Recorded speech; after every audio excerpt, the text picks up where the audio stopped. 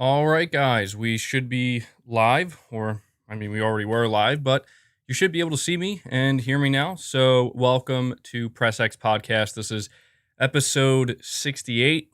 We have definitely some interesting topics to talk about today.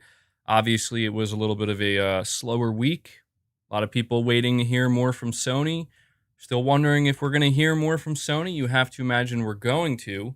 So, yeah, thank you guys for being here. Thank you for waiting patiently, as always, to let people file in. So, for those of you who are here right now, if you could do me a favor, please hit the like button to help the podcast out. As usual, I always ask you guys to do that because it really does help. And if you are somebody who ends up watching later, please hit that like button. It helps. So, yeah, we definitely have some topics to go over here today. And I'm going to give you a quick rundown of some of the topics we're going to be discussing, and I'm going to be doing my members shout out. But before I do that, I have to let you guys know. I got to let you guys know because it's a big deal to me. It's a pretty big deal to me. I finally, after 115 hours, I finally platinumed Returnal. I did it. I did it. I didn't think I would, but I did it. And I'm not gonna lie, the last stretch was painful. It was painful. Probably the last like 10 hours, mainly because I was just looking for two ciphers. Two ciphers. But I was so far in, I'm like, I can't give up. I can't give up. There were so many times I was thinking about giving up, and I'm like, I can't do this anymore. I just can't do it. But, I take a break from it, come back, and yeah. So Sir Speaks a Lot, you're saying, please, MBG, I want to destroy the chat and grow a new one in your honor. The cult of MBG cannot grow on old grass. All right, well, we're not a cult, first of all. Okay, we're a community. Second of all, please don't nuke the chat. I know it's difficult for you, but just just look out for the individuals that are really just not being very nice in the chat to anybody. So yeah, I just want to talk about Returnal for a second here before we dive into the topics. Okay, you're saying a cult is community? No. We're a healthy community that cares about PlayStation and video games. That's what we are. But yeah, dude, Returnal, it's crazy to me. I think Returnal, it has to be my game of the year so far. I say this because, like, when I went into it, I already knew it was going to be a good game. I didn't expect to put more than 30, maybe 40 hours into the game. And I'm sitting there and I'm like, this game is really, really, really difficult. It took me like a really long time to understand it and get good at it. And but the gameplay loop was very addicting, and it always made me feel like I'm going to keep coming back. And so I did just that, and there was a point when playing Returnal where I honestly thought, wow, I don't think I'm going to beat this game. Like, I got stuck in the third biome pretty badly, and I was just having a real struggle. I was feeling like I can't do this, but I asked for help from you guys, give me some suggestions, and the best suggestion I got for Returnal, by the way, the one that just truly like changed the game for me, was the Electron Pylon Driver, I think is what the weapon's called. Like, everybody kept saying, like, dude, go use this gun. Use this gun and watch how the game turns into easy mode. And I didn't believe it. Started using it, went, beat the game, and I'm like, holy crap. Yeah, that's the gun for me. That's the weapon. There's some others as well, but that was where it just kind of like switched over, and it was a totally different experience for me after that. Um, and yeah, I was sitting there just needing that last trophy in the Crimson Wastes, and it was at like 99%. I needed one more glyph, and I spent so much time trying to find it. Watched walkthrough videos, the whole nine yards, and I really thought it was like glitched or something, or I'm not gonna get it. But it happened today. So there we go. Platinum for Returnal. So So far this year, I platinumed Returnal. I played Ratchet and Clank Rift Apart. That was an easy platinum. I got the platinum for that. So yeah, Sony's been bringing some good games, and I'm just kind of wondering, like, I think maybe Canon Bridge of Spirits is going to be the next game that I try to platinum. Um, but yeah, so I just wanted to give you guys that update because that was kind of a big deal for me today. I was really celebrating that. So yeah, let's dive into the topics for today because we definitely have some stuff to talk about. Before I do that, though, I want to give a shout out to my members who are part of the Play Has No Limits Plus and the Play Has No Limits tier. So starting with the Play Has No Limits Plus tier, big shout out and big thank you to Junior Jackson, Samuel Payne, Josh Z, Chlorine Kaploni, Agile Ice 24, KB, Anthony Ramos, Skin Tight Salmon, and PlayStation Pete. Really appreciate you guys going above and beyond to help support me directly. We also have Play Has No Limits. So another big shout out to Brandon Chad Perez, Adrian Pollard, Sayin JT, Big Norman 0518, Tyson Webb 509, Shaky Shako, Sir Speaks a Lot, Jeffrey Hicks, Rune Gasodin, Whiskey Gaming, Ryan Butcher, Chris B, Shorty Faye, Quantum Stardust, JDTV, Alpha Azer, Lion Sin and Pride Lord Escanor, AJ Saeed, Morgan Anstein, iSiler18, Space Gambler Jr., and Kendall Fire 22. Again, thank you guys so much for being members. If you want to help support the channel directly, you can do so by becoming a channel member. If you're not interested in doing that, donating some super chats goes a long way as well. But, you just being here, watching the content, and leaving a like certainly goes a long way as well.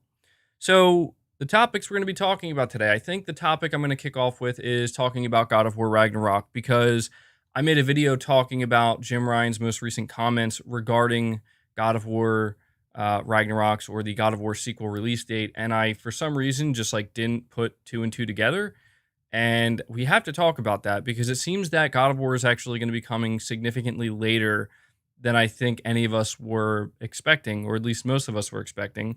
And I want to talk about the implications of that, why that may be happening all of a sudden, and what this may indicate. We're also going to be talking about PlayStation, CEO Jim Ryan just flat out making it clear, like, we are not happy with just okay games, and our studios are not going to just produce okay games. They're going to leave that to other studios and other publishers and other platform holders. PlayStation, I think, is making it very clear that they're just not, they're not making small titles. We talked about this, but I want to go more in depth with this and kind of, see what you guys have to say as well. Primal Plasma, you're saying congratulations on finishing Returnal. Well, thank you so much for that, buddy. Appreciate it. Yeah, it's a definitely a big deal for me anyway, especially after 115 hours. We're going to be talking about Blue Box once again, mainly because I want to talk about this app that they're releasing, because they gave us some significant information about the abandoned trailers experience. I don't know. They're like renaming it now, and people, it just gets weirder, right? It just gets stranger. It gets weirder, and I wouldn't still be talking about the Blue Box thing if they weren't still giving us new information. And at this point, I still have my own thoughts and my own theories, but at this point, rather than trying to proliferate them, I will keep them to myself. I just want to know what's going on. Like, I just want to know what this is. I'm sure that most of you feel the same way, those of you who maybe have been following this whole journey. But somebody else also pointed something out to me recently, actually just recently now, on my Twitter post where I put my podcast up. So we'll talk a little bit about that. I also want to talk about the $70 price point regarding PlayStation's exclusives once again, because we have some more data that proves, the internet outrage that some people have, or at least is very prominent in certain places of the internet, about, games not being worth 70 and yada, yada, yada. Don't get me wrong, $70 is a lot of money. Of course, I don't think anybody's denying that, but it just turns out that the data lets us know people are buying Sony's games. People are buying PlayStation games. People are buying these exclusives. And in my opinion, there's a really obvious reason for that, and that reason surrounds quality. So we're going to have a discussion about that. And I also want to talk about Game Pass, specifically whether or not Sony actually needs to have a Game Pass competitor or a response, because there seems to always be this conversation where it's like on one side of the fence, there are people say Sony absolutely needs to do that. It's crazy that they're not. And then on the other side of the fence, people are like, absolutely not. Sony absolutely does not need to have a Game Pass response or competitor. So we're going to talk all about that. But let's dive into the first topic. Sorry for my screen was really bright, by the way. That's why it looked so excessively bright. I really got to lower the brightness of my second monitor here. But the first topic I want to talk about is God of War Ragnarok. This is a game that we don't really need to spend too much time talking about because I'm pretty sure we're all going to buy it. It's a game we're all very excited about. And, you know, the thing that I can't help but think about right now is how much I messed up talking about this game on my last video, mentioning it. So, if you don't know what I'm talking about, PlayStation CEO Jim Ryan, he casually dropped what, now that I realize exactly what he was saying, because I didn't put it together when I was reading it as I was recording the video. He basically dropped the quote that God of War will be releasing in the next year or so. And I realized like nobody's talking about this. And for some reason in my video when I was talking about that, I was like, oh yeah, that means it's going to come out in like March or April. And then people were like, dude, no, that's not what a year or so means. And I was like, wait a second, you're right. That's not at all what that means. A year or so means at the bare minimum a year from now. So, Jim Ryan is saying this in July of 2021. Now a lot of people are basically saying this is either going to be a late summer release or it's going to be Sony's holiday 2022 title. And like, I don't know why I just like didn't pick up on that. And I don't think many people have picked up on that because it's like just said so casually, so randomly. Also, I have to complain for a second here. I do have to complain about PlayStation right now, specifically the leadership and the PR. Okay.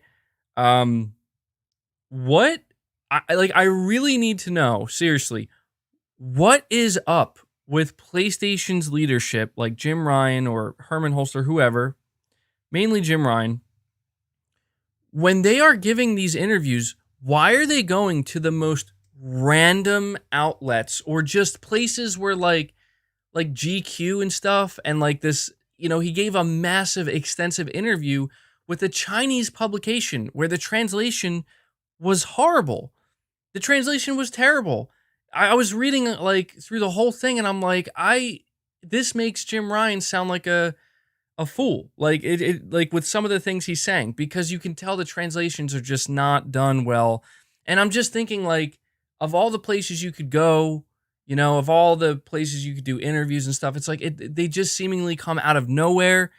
And I hate to say it, but it almost seems like Sony tries to like hide them for some reason. And I think that's, it's kind of understandable if that's the way they're doing it, if they're like kind of giving bad news or not so great news. But even with the build up to the PlayStation 5, like they went to Wired multiple times. It's like, it's just so random. So I was just a little bit kind of surprised to see, Jim Ryan gives such an extensive interview to a Chinese outlet, and I was looking at how long this write-up was, or this interview, I mean, and there were just so many questions.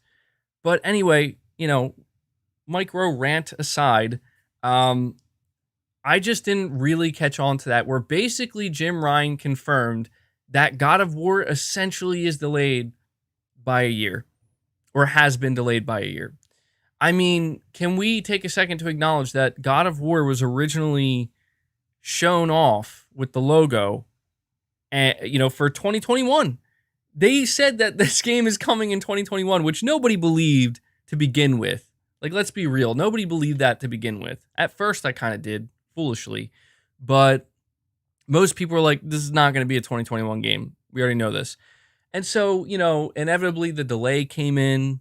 You know, Sony made it clear. Not only did they delay the game to 2022, but they're like, hey, it's also going to be a PS4 game, which it is what it is, right? But now, that got me thinking, and I think everybody else was thinking, okay, well, maybe this means God of War is going to be like the early 2022 title, right? Like February, March, April, around that time. I think it's clear by now, unless the translation was like so off that that's not what he said or something, and it translated to that for some reason. But for me, it's definitely like, yeah, I think Sony wants God of War to go up against Starfield. I do. Like, not directly against it. Like, I don't think they're going to release it at the same time. But I think, you know, it's just Starfield's going to be a big deal, right? And I think the big question this brings up, and this is, you're saying maybe he misspoke when he said a year or so. Yeah, I mean, that's always a possibility for sure.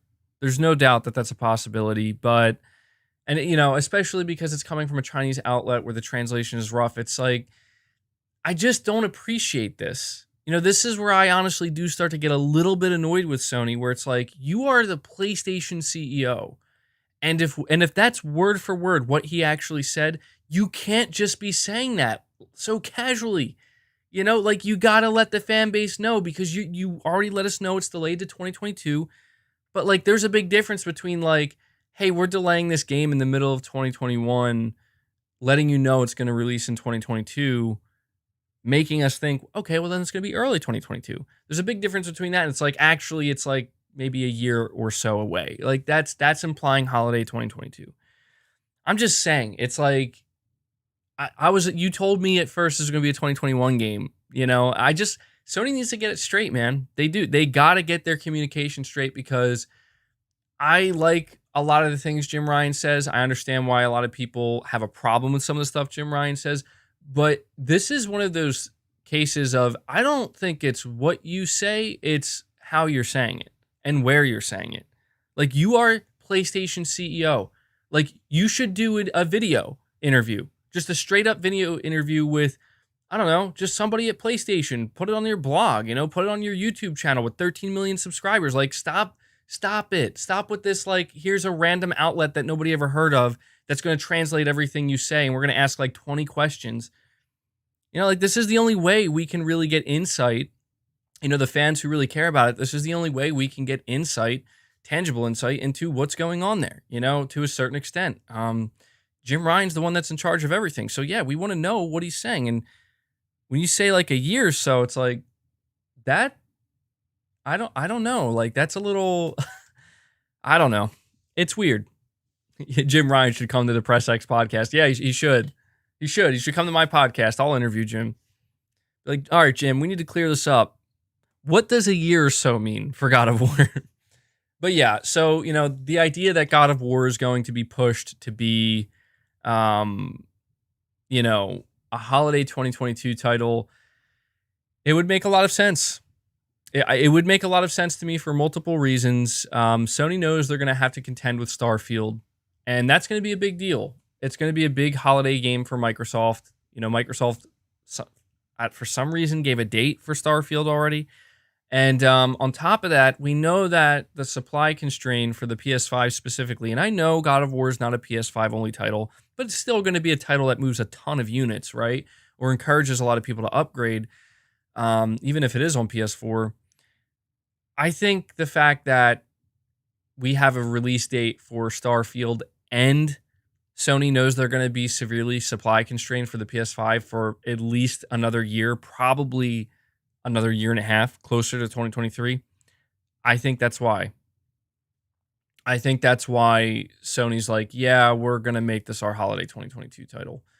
Now, here's where now, I don't mind that. I mean, yeah, it's a bit of a wait. It's definitely a long wait.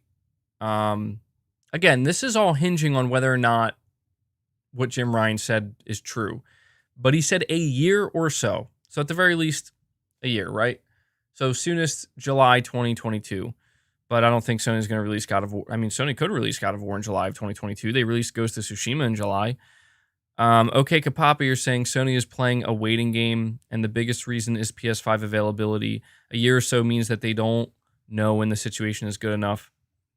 And then we have Sewell, you're saying, so when is the Doki Doki Literature Club Plus stream? I don't think that's going to happen. I looked into that game. Yeah, I don't think that's going to happen. Shaky Shako, you're saying, fear me. Even you, MBG. All must tremble before me. I have the power to nuke all of you, and I am not a mod. I've gotten the Cuphead Platinum. MBG, your Returnal Platinum makes me laugh. Ha ha ha. Yeah, dude, I'm not even gonna go there with the Cuphead Platinum. Cuphead, I couldn't beat Cuphead. I couldn't do it. I have no shame in admitting that. Cuphead's brutal, man. Cuphead is brutal. Makes me wonder if I could though. If I like really tried. If I really tried, it makes me wonder if I could. But thank you for that. Black Manta 1989, you're saying if this is the case for God of War, Sony really needs to have an event, especially if Horizon is potentially delayed. So no God of War reveal this year.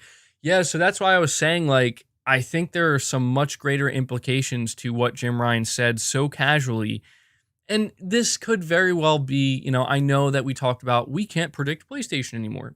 We can't. Like, I don't know what PlayStation's doing. I don't know what their plans are, but it's not going to stop me from trying, right? And trying to like figure out, okay, well, logically speaking and based off of what we know, we do that a lot here. And I feel like right now, considering how quiet Sony's being right now, that's really all we can do. And it's not to make it sound like PlayStation fans are suffering or something. It's not like, come on, anybody who has a PS5 and even those who have a PS4, it's been really good. And I just talked about Platinuming Returnal, Platinuming Ratchet and Clank, but the truth is, like, those games, they had their build up, they released, they were amazing, and there's a lot of people who are still waiting to experience them, but we really got to think about, okay, what's the second half of 2021 look like? I mean, we know Kenna Bridge of Spirits, we know Deathloop, but like, what else? If anything else. But more importantly than the second half of 2021, what does 2022 look like for Sony? Like, we don't have any idea what that looks like. And this is why I'm telling you, man, like, I don't mean to go on again about the whole PlayStation event thing, but you bring it up and you talk about how Sony needs to have an event. I'm going to do a dedicated stream probably this upcoming week, sometime soon, where I put out a poll asking you guys whether or not you think Sony actually needs an event this year. Not whether you want one, but whether you truly believe like they actually need to do something. And I want to talk about that, but what I want to say here real quick is this. You talk about like, well, is God of War going to get, are we going to see a proper God of War reveal this year? Sony is going to do one of two things, and I think it's been made very obvious by this point, okay? Based off of what we know right now, there are only two paths Sony can walk for the remainder of this year going into 2022. Path one, they have decided that they are going to basically stay in the shadows, kind of coast for the remainder of 2021.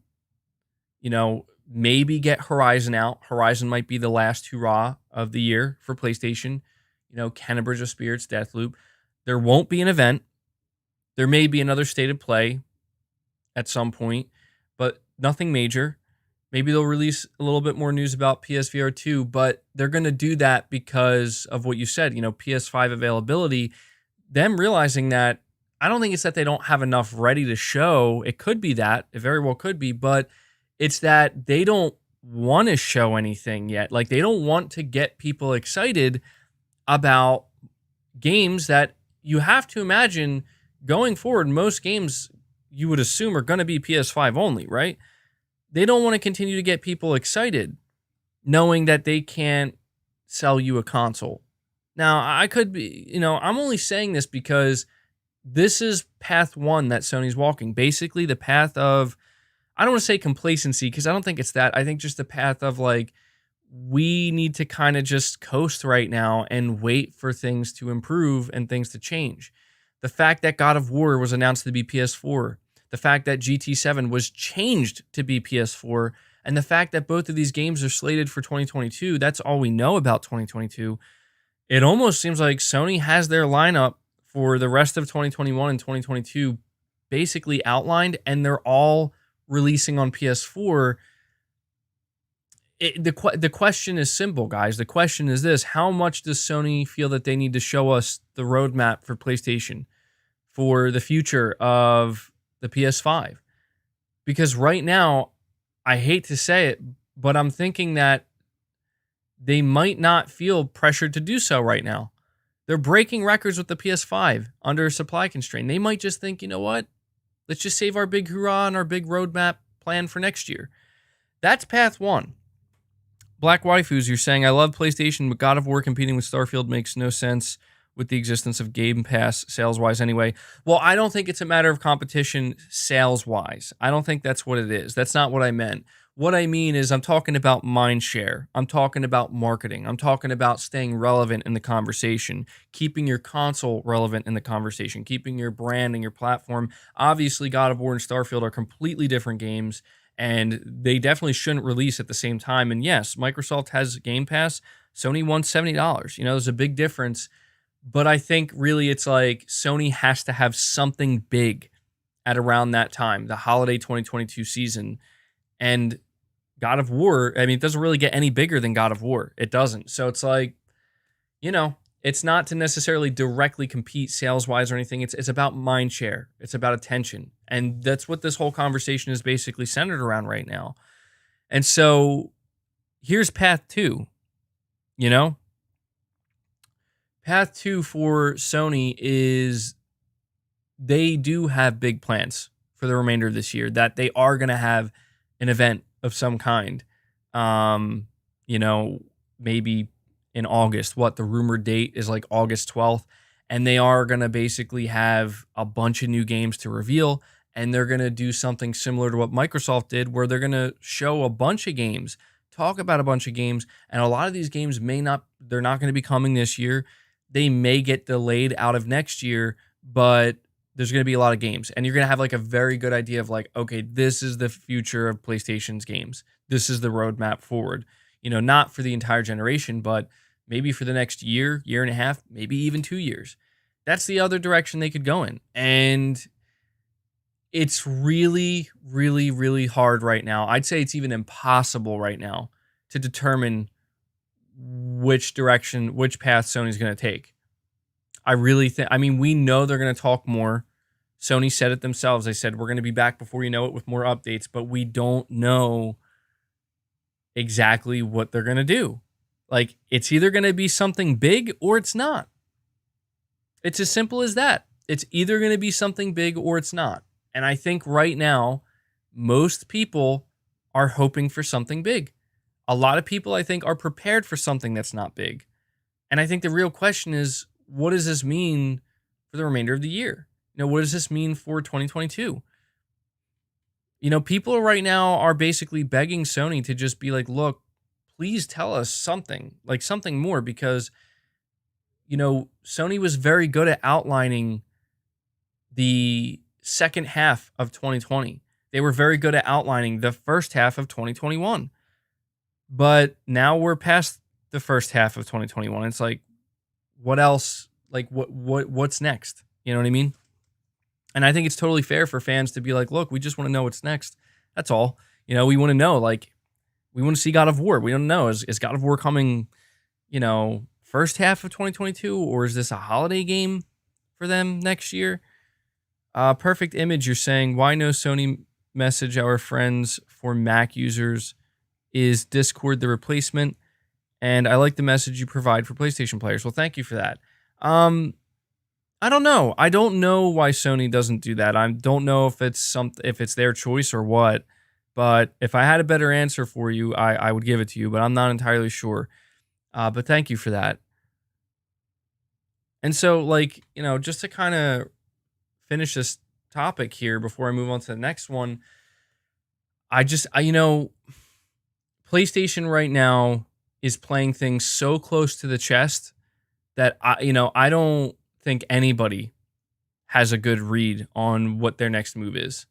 They could be, they could have their poker face on right now where they're making it seem like they don't have much. And that's the thing is, like, I see people tell me all the time on Twitter and my comment sections are like, dude, you better chill out, man, because Sony really doesn't have much else going on this year. The most we can expect is maybe a release date for Horizon. And don't get me wrong, like, if the only big thing we got from Sony for the remainder of the year is the release of Horizon Forbidden West, that's pretty good. Like, I'm not going to complain about that. Like, that's going to be one of the biggest games they release of this generation. But, it's like, I need to know, like, is that it? I just want to know. I feel like right now as long as I've been covering PlayStation, I've never felt more, what's the word I'm looking for? I don't want to say anxious, because that sounds way overly dramatic. It's not a matter of feeling anxious. I've never felt more, I guess that's the only word I can use. Like, I'm feeling very antsy. Like, I really want to know, like, between, God of War, between a potential event, between Blue Box Game Studios, between Horizon, whether it's going to release this year or not. It's like, I don't know anything. I feel like I don't have a read whatsoever on what Sony's going to do. And it makes me feel a little bit like, well, I want to hope for the best and I want to get excited, but I'm kind of afraid to do that, because it's like, it might not be that. Sony has a lot of people convinced right now, as I said, and they're telling me, don't get excited, man. Like, they don't have anything. And it's like, that feels so unnatural for me to do, for me to just be like, yeah, I guess maybe they're just going to be very low key for the rest of the year. And, they've been hit really hard by CV and whatnot, and, the pandemic. And that's the thing, is like, the thing that is curious to me is that's what a lot of people say. They're like, dude, you need to chill. Like, the reason why this is so difficult for Sony and why they're being this way right now is because of, CV and the pandemic. And I'm like, what's curious about that is that didn't seem to be a problem for Sony at all the past year. You know what I mean? I mean, of course it affected everybody. I'm not saying it wasn't a problem for them or their developers. It was, but I'm saying they've handled it very well. Like, they had their launch lineup. They got Returnal out. They got Ratchet and Clank out, all during the time. I mean, Ghost of Tsushima came out. The Last of Us came out. All this stuff came out, and they had their events, right? And this was all during a time when, yeah, we were in the middle of that. And so it's just a little strange to me that, like, all of a sudden now it's like, well, now it's a problem. I mean, it was always a problem, but it's like, did something happen between last year and now that we're just not aware of, where it's like, yeah, stuff that was supposed to be ready to be shown now, stuff that was supposed to be ready to release now or in early 2022, it's all got to get pushed back. That's a possibility. I'm not saying that it's not. It's just, it seems so unlike Sony, So we have OK Kapapi, you're saying recently Sony has put Xmas releases for big third-party titles. So my guess is God of War is Q3 2022 release. Yeah, I think so too. I think so too at this point. Brett Williams say, I'll take a delayed games over closed studios and canceled projects any day, like Xbox does. All the concern around PS hasn't hurt them at all. Yeah, so that's the thing, is like, I want to make it clear that this is just my personal, like, selfish, like, I just, I run a PlayStation centric YouTube channel, and I'm always looking and excited for the, like, next thing. And I know that not everybody's like that, nor should we be like that. And it is worth noting that you're right. None of this concern around PlayStation has hurt them at all. They're doing better than they've ever done. Like, bottom line wise, in terms of market share, in terms of sales and the health of the PlayStation brand, it's never been better than it is right now. And that's the thing I want to, kind of let you know about as well, is that I do agree, like, delay the game. I'm like, if Sony says Horizon's not coming out till April 2022, fine. That sucks in a way, because it's like, I really thought I was going to be playing that at the end of this year, but if that's what it takes, do it. Don't release it before that, because clearly if you release it before that, it's just not ready. It's not up to the standard. And I'd rather wait until it's up to the standard. That's what they got to do. That's what they got to do. If God of War doesn't come out till the end of next year, fine. Just like I said last year with Microsoft with Halo, you need to give this game a whole year. I'm not even a Halo fan, but still, even if I was, do it. Absolutely do it, But that's one other thing I want to mention too, is that things have been going so well for Sony. Like, none of this bad news or bad press or concern has hurt Sony yet. It hasn't hurt them yet at all. And my whole thing is like, why would they stop now? Unless they had to. But assuming they don't have to, I mean, you have to imagine like Sony has been deep in preparation for the years ahead, right? For the next 12 months, for the next 18 months. We know that this is what Sony does. So it doesn't make sense for me to think that Sony's just going to be like, you know, we're just going to kind of chill out for the rest of the year, and if we're lucky, we'll get Horizon out. It's just the way Jim Ryan and others kind of talk in these interviews, they kind of do come off like that, right? Like they kind of come off as like, yeah, we'll see what happens. We'll let you know when we know. And it's like, okay, I guess. It's like, I don't know, man. But I'm not gonna lie, guys. I'm still holding out hope. I may be doing it to no avail. I may be setting myself up for some kind of disappointment. But I think Sony's got big things coming, like soon. As in, like, I think they're gonna have an event. I think that they're gonna have some I don't want to use the term mic drop moments because I feel like it's a little bit much, but I think Sony's gonna have enough to satiate the PlayStation fan base and any gamers out there who are feeling like they really need to see something more or and see it soon.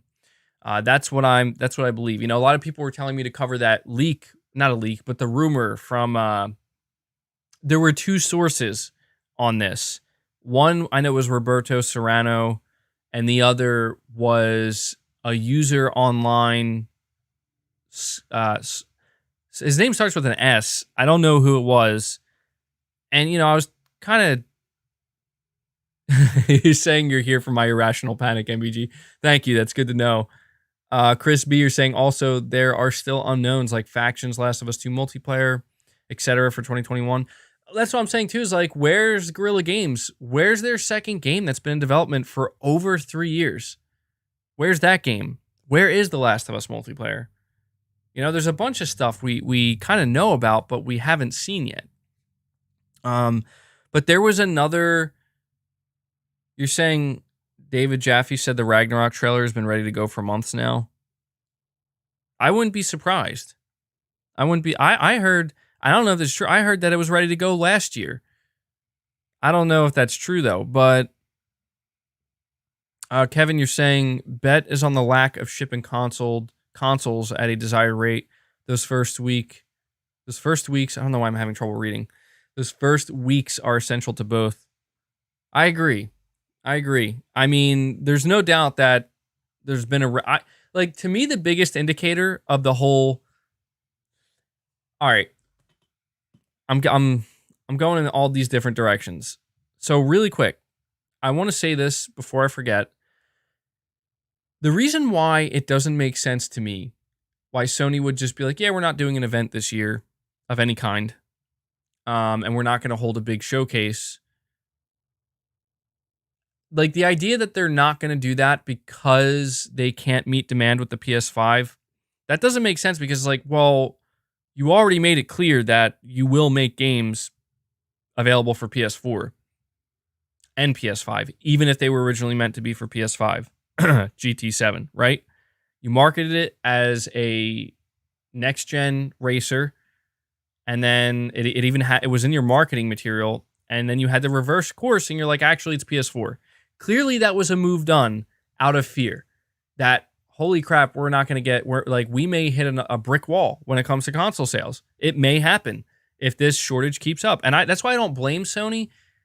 Like, specifically with GT, like, I don't know that they anticipated that the semiconductor shortage and whatnot, and, that the scarcity problem would be this severe. I don't think anybody did. And Sony doesn't have the same benefits or workarounds, I should say, that Microsoft does. Microsoft can be like, whatever.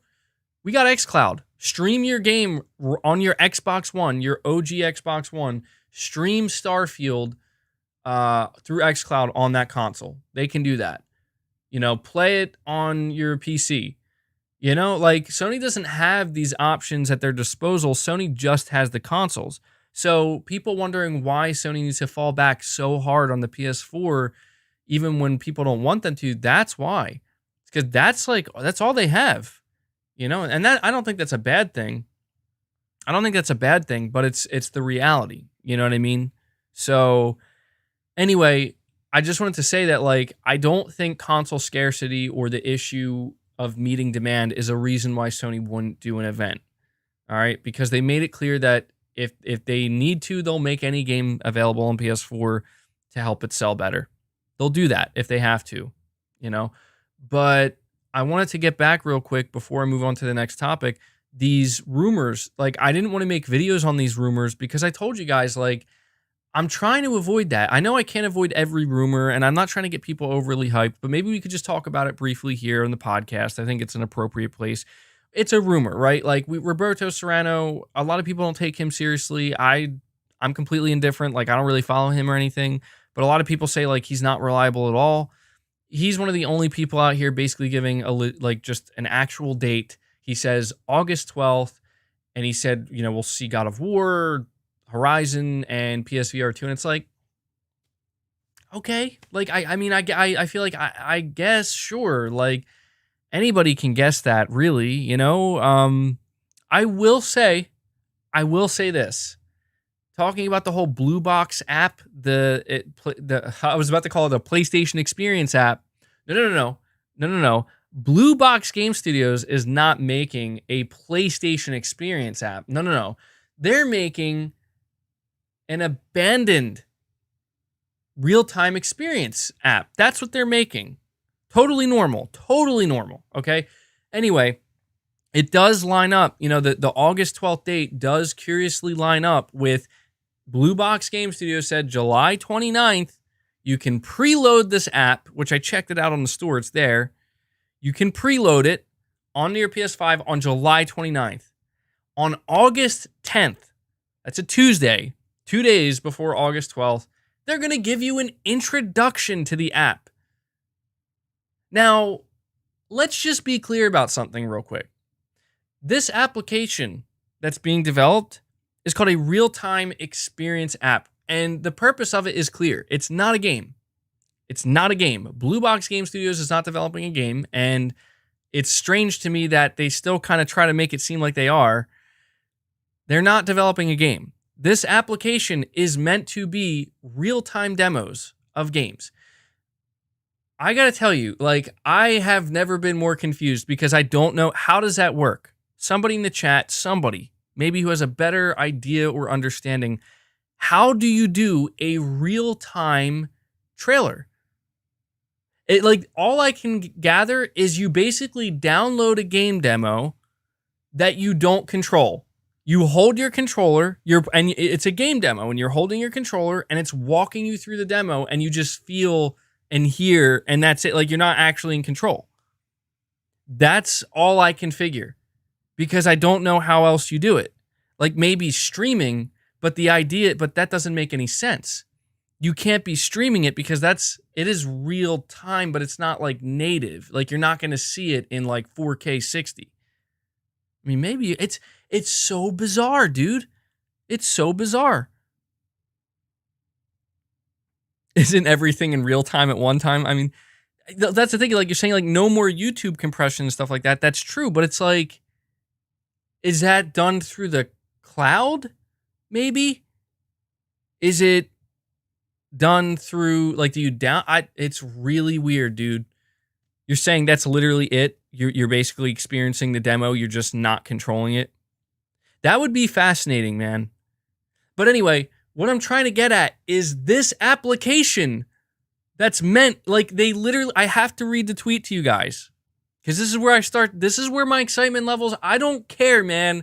Call me a fool. Maybe I am a fool. Maybe I'm wrong. Maybe I'm a clown, but I can't help it. I got to put my clown makeup on right now and have some fun, because this is what gets me excited. The reason being is something doesn't add up here. We're waiting for a event from Sony. We've been waiting. The rumors are claiming it's going to be August. We even have a date, August 12th, right? And there was a second source, by the way, There was a second source, by the way. I don't know who it was. It was somebody online who literally, apparently, this second source, they said the same thing, that there's going to be kind of an event. We're going to see God of War. It's going to be in August. Somebody said that they actually gave the date of August 12th, but then promptly deleted that, probably out of fear, or maybe they were wrong. But this person apparently legitimately leaked footage of like Far Cry 6, like before it actually came out. So whoever this is online, I'm waiting for somebody to show me the name of this person. I don't have it up in front of me. But this person was apparently, you're saying the second source is more credible. He leaked the Ikishima details. Yeah. I don't know. The reason why I'm saying this is because we have this application that's coming out, and Blue Box said themselves on their Twitter, it's for live events. That's what they said. Future live events. Am I crazy? I need to know. Guys, please tell me. Am I insane for thinking that this Blue Box application that's releasing for PS5 may coincide with a PlayStation event that's going to happen in early August? Am I insane? I feel like I'm insane, but I just think that it's right in front of us. Like, am I the only one who feels that way? Like, it's literally right there, but people aren't really paying attention to it because it's not, like, Sony isn't explicitly coming out here and be like, yeah, we have this secret studio, Blue Box Studios. I don't even know what to think anymore about the situation. I think too much about it.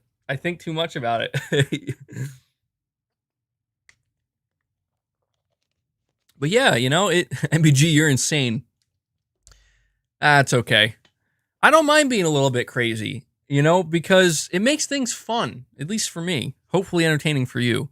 But this helps me transition to my next topic, which we got to talk about it. Guys, I'm going to tell you right now, anytime Blue Box Game Studios tweets, anytime Hassan Karaman tweets, I'm going to be following it. And I'm going to be talking about it because it just gets weirder, okay? It just gets weirder. You know how else it gets weirder? Go on Twitter, go to Hassan Karaman's Twitter. Is it Karaman or Karaman? Karaman. Hassan Karaman. I feel like that sounds better. Go to Hassan Karaman's Twitter. I like Karaman better. His banner. Guys, I want you to do this real time for me right now, because I'm doing an experiment of my own right now, just to see how insane I really am. I want you to go to Hassan. I believe his Twitter's Hassan E. Karaman. Go to his Twitter and look at his profile banner, and please come back to this chat and tell me what his profile banner is. Tell me what you see. Okay? Tell me what you see. Somebody says it's a small island. An island. It's a mountain. Keep it flowing. I want to continue to see what you guys think it is. Island. Small island. Okay, so we're all in general agreement that if you had to use two words to describe what that banner is, 2 words, what are the 2 words you would use? I see a lot of people already saying it.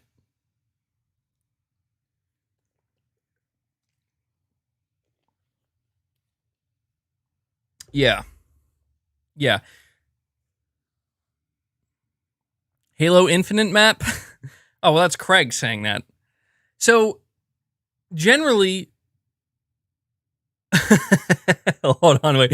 No matter how much you believe, I love your tenacity, but you can't change reality. I will change reality. No, but I'm going to blow your mind right now. You ready? I put the tinfoil hat on for a second. Most people would look at that banner and say it looks like a small island. I want you to go to Google right now. Google small island meaning in Japanese. What does the words small island mean in Japanese? And tell me what you get. Go ahead. Tell me what you get.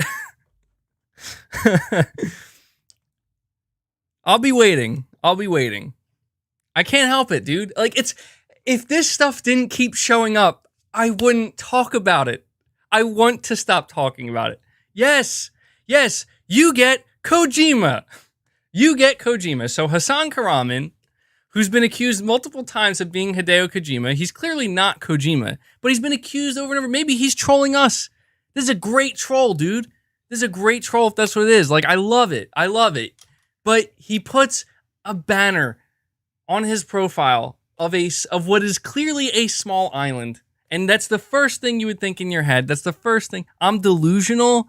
I might be delusional, man. I might be. I'm not denying that. But it's so weird. Sorry, I missed a super chat. Lyra, you're saying joke except for my birthday date. By the way, the rumor August 12th was my birthday. How does Jim Ryan know my birthday? Yeah, Whiskey Gaming, you're saying, I think you're right. I mentioned a few weeks ago that it would be a timer or some type of an app for the event. And then Primal Plasma, you're saying you have a unique perspective that is necessary. Well, thank you for that, man. Appreciate it. I mean, look, I'm just saying it's probably just another coincidence, right? You know, look, I'm gonna have to tell you guys right now, I'm very delusional. You guys need to, dude, people need to chill. Like, I see this frequently. Like, people get almost like hostile. Like, guys, it's not that serious, all right? Like, I'm having some fun on my stream. He just has a picture of a small island, okay? It's fine. It's not a big deal. We're just having some fun. It's not like, it's definitely not like I sit here every day just, researching Blue Box Game Studios. And, it's not like I have a pin board over there with all the things lined up. I definitely don't have that. That's not what's going on. I'm a normal person.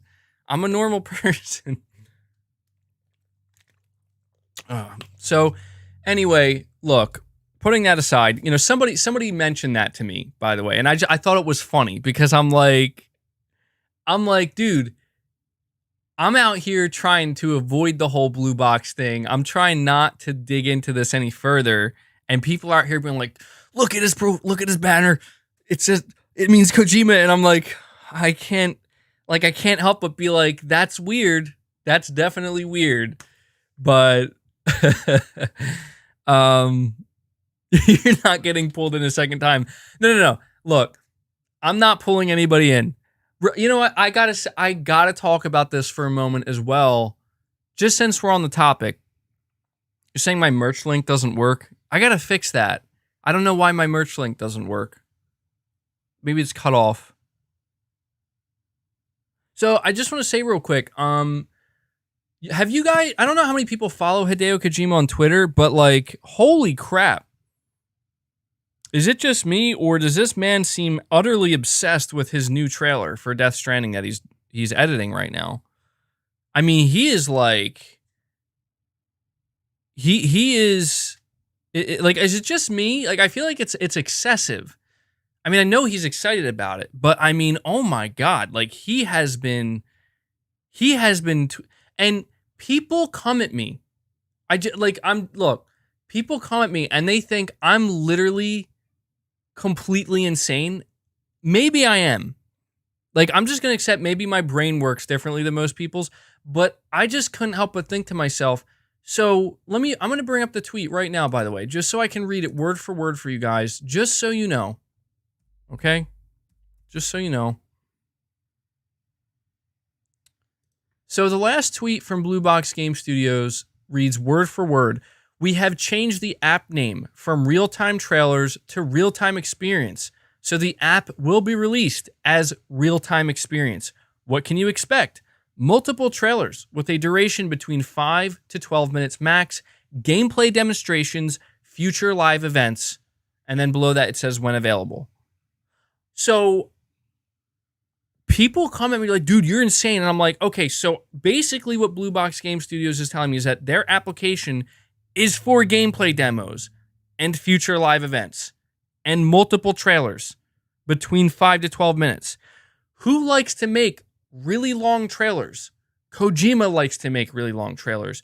Who's right now obsessing over a new trailer they're making, talking about it on a daily basis on their Twitter without actually showing any footage of it. Every day. Hideo Kojima. People are coming at me, they're like, dude, you are insane if you think Kojima's going to put his trailer on this application. And I'm like, how is that insane? This is like, Blue Box is telling me that this app is for future live events, multiple trailers and gameplay demonstrations. The only thing they don't make clear, and this is the confusing part, and this is where, like, I don't know. No. Do I believe Kojima's making the game? No. I'm not saying that at all. I'm just saying that I think we could see his trailer. I think we could see Kojima's trailer on this application. Maybe the new, I mean, he makes it clear he's editing a Death Stranding trailer for the director's cut. I'm saying I think that could be one of the first trailers we end up seeing on it, alongside maybe God of War and stuff like that. Because this application, like, what? Here's the only thing Blue Box Game Studios doesn't make clear. Okay, I just want to say, the only thing Blue Box Game Studios doesn't make clear with this tweet is, like, they almost make it sound like it's 4 different games, but they don't explicitly say that. So this is leading some people to think, well, this is just an app for just their game. So I do want to say that as well. Like, this could very well just be an app for just their game, which, again, it's very unique, very interesting. I've never seen anything like that done. So that could be what this is. But we don't really know what the game is. It's really strange, but they're letting us know that this is for some type of gameplay demo, future live. I mean, yeah, I don't know, man. It's such a strange situation. But it wouldn't surprise me in the end if we find out that Blue Box Game Studios developed a application for PlayStation that will be on the PS5 that allows you to experience these game events or these future events and these game demos in real time. You hold the DualSense, you feel the feedback and whatnot. You can get the 3D audio, you get the highest visual quality and whatnot. I wouldn't be surprised if that's actually what this is. And I wouldn't be shocked if this new trailer that Kojima is obsessively working on, it's a big deal to him, this new Death Stranding trailer, wouldn't shock me at all if, like, we ended up seeing it on it, because I don't know what else to expect. Like, I don't know any more than that. Andrew, you're saying would be interesting if Sony acquired or does acquire Blue Box Game Studios. Not sure if that even makes sense, but strange things happen. Yeah, we would have to learn a lot more about Blue Box Game Studios, and Hassan has said that there's 50 plus people working on this game and this app. I mean, that's a lot of people for an indie studio, and they have, that's most of that is being done through outsourcing studios. So a very expensive endeavor. But I did have to talk about this a little bit because this is I'm expecting that this upcoming week we're going to get more updates from Blue Box Game Studios, and they're probably going to let us know even more about this app. And I don't know why, like, this last tweet that they put out about this application, like, I'm dying to know what this is. Like, I really just want to know what this is. I want to know, is this an app just dedicated to your game? And if so, like, what's this game going to look like? What's it going to be like? I don't know. It's really, I will say this though, like, it seems likely to me that this does have some type of correlation with maybe something that Sony's going to be doing soon. I don't know how strong that correlation is, but again, the timing of it is interesting. And yeah, something's going to be going down on August 10th. On August 10th, we're going to get an introduction to the application. I don't know what that is. I don't know what the introduction will be. Hassan said that he's going to be doing a Q&A, hopefully. Maybe that will be part of it. And it's going to be interesting, guys. I'm dying to know. I'm dying to know what is going to happen with this situation, because at this point, it's only going to go one of two ways. It seems like this application is real. It's on the PlayStation Store. It can be found on the PS5, so it's a real application. It seems like this time the date is set in stone. Like this is when the app's going to drop on the 29th, or you can preload it and it's going to drop on the 10th. I'm of the mind that one of two things is going to happen. One, it's going to be like one of the most disappointing things to ever happen, and people are like, including myself, are just like, what? It's either going to be that, or it's going to be something insane that takes like a hard left turn that really very few people saw coming, and people were like, holy crap, what is this? It's going to be one of two things, and the reason why I say this is because the way that this has been handled and the way it's continuing to be handled, it can only be one of those two things. This can no longer be just a middle ground, like normal thing, because none of this is normal. So, yeah, I'm not going to spend too much time talking about it, because that's pretty much the information we got about the application. And and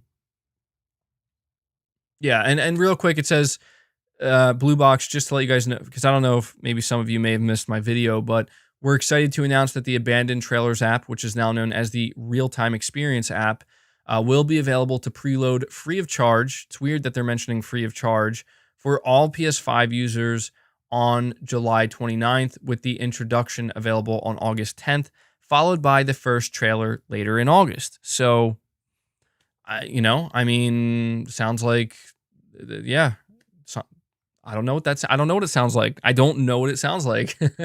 Maybe you can let me know. So yeah, chat, let me know, or anybody in the comments, maybe who, if you're watching this after the fact, please let me know what you think about this. Like, what do you think about Blue Box suddenly letting us know what this app is, and the description of this app? What do you make of it? What do you think it's actually going to be? But that's pretty much all I got for the whole Blue Box update.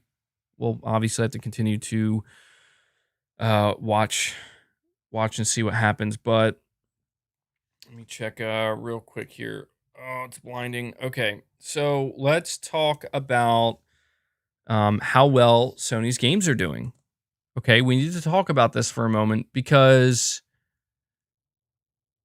there has been just numerous conversations about PlayStation Studios, and they're charging $70 for their exclusives. I mean, this is like a conversation that is almost unavoidable anymore, mainly because of Game Pass. And, Microsoft is conditioning gamers to not have to buy games if they don't want to, which is fine. That's their business model. They're conditioning gamers to say, hey, like, we got this new AAA game that's launching. It's launching in the Game Pass. Subscribe and pay $10, and you'll get access to it, and access to a bunch of other games. And essentially, it is conditioning people to not have to pay for their games, but to play them if they want, or try them out through this service. Whereas PlayStation is doing the literal opposite, where they're like, yeah, you're going to have to, like, this is a premium product. You're going to have to pay a premium price. And I think that one of the biggest questions that people had and still are asking about PlayStation's, pursuit of this and the way they handle it is this a mistake? Are people going to push back against Sony, or revolt against Sony, or not buy their games? And I'm going to be honest, guys, like, the more data we get, the more data that we become aware of and are made aware of, the more it makes it clear that, oh no, Sony is not, like, they're not in trouble at all. Like, they don't have there's nothing negative happening to their game sales, like, literally at all. They're doing great. And the most recent example we have of this is Ratchet and Clank Rift Apart. Morgan, you're saying, I just find it weird that PlayStation and Herman Holst follow all of their other indie partners, but not Blue Box. Weird. I didn't even know that, Morgan. I actually didn't even know that. That is weird. Something tells me, before I continue talking about Ratchet and Clank, I'm going to make this quick prediction. I could be wrong about it. I could very well be wrong about this, but this is going to sound like a strange prediction, but just remember I'm saying this, all right? And I hate talking like this sometimes because when I make a prediction, people sometimes take it as like, dude, I don't know anything. If it's not clear by now, I don't know anything. All right. If I did, I wish I did. I'd have more clarity. I'd, you know, but the only prediction I'm going to make is will, I fully expect Blue Box Game Studios and Hassan Karaman to disappear in the not too distant future. Could be wrong about that. Obviously, Hassan is a real human being, but I'm pretty sure they're going to completely disappear and be gone, and like nothing ever happened, and no one's gonna know what happened. Pretty sure that's what's gonna happen. Could be wrong about that, but that's my prediction. But getting back to talking about Ratchet and Clank Rift Apart, there were quite a few conversations that were brought up prior to the launch of Ratchet and Clank Rift Apart. Is this going to be worth $70? Are people going to pay $70 for this game? The biggest complaint I've seen about Ratchet and Clank so far is, hey, it can be beaten pretty quickly. It can be beaten and completed in a weekend. It can even, if you're willing to, you can even platinum it in a weekend. Now, I went to go check my playtime on it, and I have 30 hours for Ratchet and Clank Rift Apart. And that was me beating the game once on regular difficulty. I didn't skip any. I know that there are some sections in the game, like not puzzles, but like these side things you do, you can skip if you want. I didn't skip any of them. I wanted to play the whole game. And I did get the platinum. And the platinum probably took me a couple extra hours at max. So like if I wasn't trying to get the platinum, I'd probably be at like 27 hours, 28 hours. So I got about 30 hours out of it. And the thing is this, like Ratchet and Clank in particular, I feel like is a good example of like, you got to know what you're going into. And I just can't, like, I just don't know how anybody could look at Ratchet and Clank and be like, I'm going to get 50 hours out of this. Like, probably not. Like, probably not. Like, you can if you want to keep replaying it, but probably not, right? And I just, there are just some games I feel like where you know what you're getting into. And sometimes it works the opposite. Like I said with Returnal.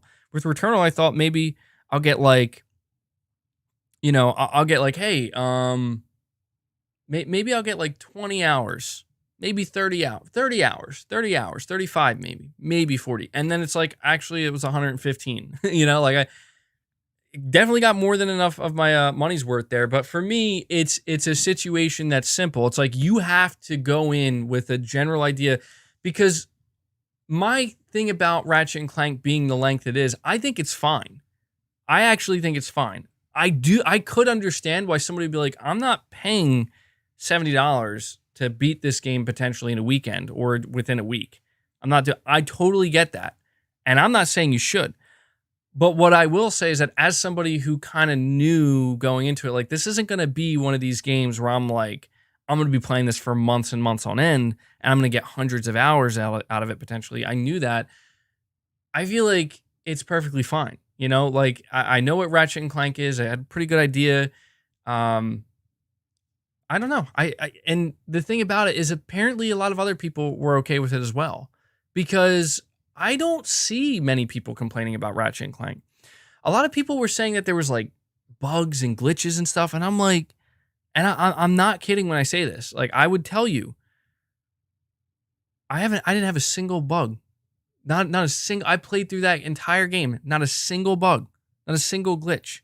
The worst I experienced was probably I maybe jumped to an area and I thought for sure I should have made that jump, but I didn't. But that's not like a bug, That's it. That's it. And so I don't know, man. I also think it comes down to what matters to you with games, right? Because for me, a quality experience is something that you can put a price on, and I will put a price on, but it's a matter of how high quality is that experience. To me, it's literally like going to a, high-end premium restaurant, a place to eat, and you're going to be paying a good chunk of money for this meal, but at the same time, this meal is going to be top notch. You're going to want to savor every moment of it. You're not going to be able to take home, 30 meals to eat, over the course of 30 days. No, you're paying for the single premium experience. Like this is like top quality, is a top quality meal, like a steak, right? Top quality steak. And that's what you do. To me, that's kind of what this is. And for some people, they're going to be like, I'm not doing that. Like, I'm not paying that much for a one-time meal. I don't care how good the meal is. I'm not doing it.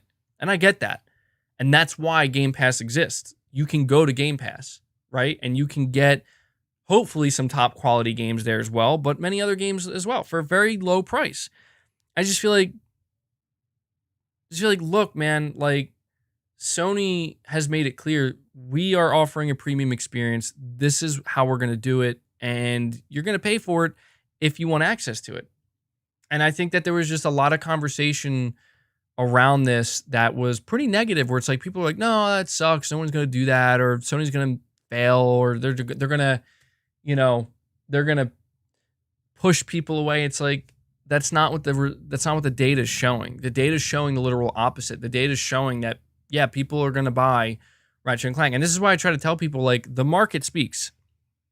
The market speaks to the point where if $70 really was unacceptable for game prices, like people were just not willing to pay $70 for a game like Ratchet, it wouldn't have topped the charts. It wouldn't have clearly sold, like, I mean, we don't have a number, but I mean, it has to be well over 1 million units by now, right? Probably more than that. Probably well more than that. I wouldn't be surprised. And it's also going to have legs too, because a lot of people who pick up PS5s, they're going to go pick up Ratchet and Clank Rift Apart with it. So, this isn't necessarily me trying to be like, haha, I told you guys people were going to buy games for $70. That's not what this is. This is me just trying to make it clear that, like, this is what Sony's going to continue to do. Like, I feel like there were maybe some people who were hoping maybe Sony will reverse their price point or something, because it's not going to sell well, because nobody's going to pay $70. It's like, no, dude, Sony's doing just fine. Like, they're good. This is what they're going to do. They're making it clear our games are $70. You're not going to get it through service. You're not going to get it through PlayStation Now. You're not going to get it on PlayStation Plus. You're going to get it by paying the asking price. And I've tried to explain this to people as well. And this is where I will get a little bit more aggressive and pushy, because it's true. And I just need people to know that, like, this is people talking about, oh, you're delusional. Well, let me give you a dose of reality. People will pay for quality. You may not pay for quality, but plenty of others will. People will pay for quality. And if you really think that the day is going to come where people are just going to be like, yeah, I'm not going to pay for quality anymore, not going to do it, you're going to be waiting forever. That's just not a thing. Now, if you want to say that, well, if Microsoft can eventually start to offer even higher quality in Game Pass, but that's the thing, like, people forget, like, you're still paying for Game Pass. It's a good deal, but how much are you paying for Game Pass for a year? Well, like $120, in some cases $180. And then people will come to me and they'll be like, but it pays for itself. Yes, it does. It does. It's worth the price, but you're still paying. But you also have to understand, like, keep that same mindset when it comes to somebody who buys Ratchet and Clank for $70 and they get a solid 20 to 30 hour experience, highest quality experience you can probably get on the PS5 right now, one of the highest quality. You can't sit there and say to them, well, that sucks, that's not worth it. That's not for you to decide. Just like it's not for me to decide whether or not Game Pass is a good value to you for a year, paying that $120 a year or however much. You can't decide for somebody else. This is where the market decides for itself. Like, I try to explain this to people, like, just like with Ghost of Tsushima Director's Cut, just like with Death Stranding Director's Cut, if people didn't want this, they wouldn't buy it. It's just that simple. If people didn't like Game Pass, they wouldn't subscribe to it. It's that simple. It's really that simple. So, I'm not saying that, like, oh, This means Sony could get away with charging $80. Like, no, that's not what I'm saying. I don't want them to do that. Who would want them to do that? Nobody wants them to do that. I'm just saying, it's like, I've been saying for a long time, Sony makes some of the highest quality, best games, best gaming experiences that I've experienced, right? And I've had. When Sony came out and they're like, all right, for PS5, our games are going to be 70. I didn't have to think too much about that. I'm like, oh, well, okay, you know, I mean, it's not that shocking. So $10 more. I mean, I know it's more expensive in other regions, but for me, it's like, all right, you know, like, I'm not going to let that stop me from probably buying most of the games that you're releasing, because they're like 9 times out of 10, they're worth it. They're worth it. And I think Returnal for me is such a great example, honestly, because Returnal is such a great example for me because there were so many people that were telling me like, I don't know, man. I don't know, $70. And now I'm sitting here, I got over 100 hours in the game, got the platinum, and it's like my game of the year. And I'm like, Jesus, man, like if I would have not went with my gut on this one, I would have missed out on my game of the year potentially. And I did go with my gut. And I just said, this game looks great. It looks great. And yes, I'll pay $70 for it because it looks great. And also, we have to talk about time. Can we talk about time for a minute here? I don't know how many people go to the movies these days, but how much are you paying for a movie, right? How much is a movie ticket? I'm genuinely asking. I don't know. I haven't been out to see a movie in a long time. While you guys are telling me, let me read this. Black Waifus, you're saying, I'm in the virtual photography community and I got 50 hours out of RNC making photos and platinuming. Well, there you go. See, there you go. It's like $15, about $15. Really? Did the prices go down? I could have swore it was more expensive than that. That sounds about right. $25 if you go to Dolby Vision Cinema, a Dolby Vision Cinema, yeah. Well, the reason why I'm saying this is because you think about how much you pay. You paid $35 for 2 IMAX tickets. So yeah, I mean, you're paying like $15, maybe $30 for 2 tickets, right? Because I mean, unless you're going to the movies alone. So $30 for 2 tickets, maybe more than that. Maybe it can go up to $35, $40 if you want the premium viewing experience. And you're watching a movie that's like a couple, maybe like 2.5, maybe 3 hours max, you know? And it's like, people are okay with that. And do you know why they're okay with that? Because they know you're paying for the experience. Do you see what I'm saying? You're not paying for the content itself, like just the content alone. You're paying for that experience. You know, and I feel like the same concept applies to Sony's games, because you think 20 hours for Ratchet and Clank, some people might be like, $70 for 20 hours. What? Like, dude, 20 hours is kind of a long time. Like, that's a lot of hours, you know, where you're engaged with this experience. So but that's different for each person. You know what I mean? For one person, $70 for 20 hours may sound like garbage to them. They're like, that's nothing. Hell no, I'm not doing that. But to another person, 20 hours of a game is like, and you know, a high quality gaming experience is like, yeah, that sounds great to me. And it seems like, honestly, a lot of people kind of fall in that category where it's like, yeah, I'll pay for that.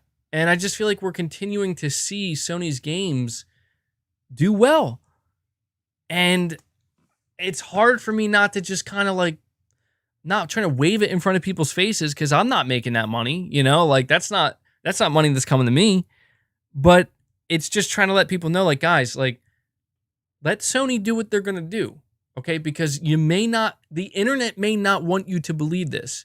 Twitter may not want you to believe this. But the way Sony is going about doing things is perfectly fine. And a lot of people actually like it.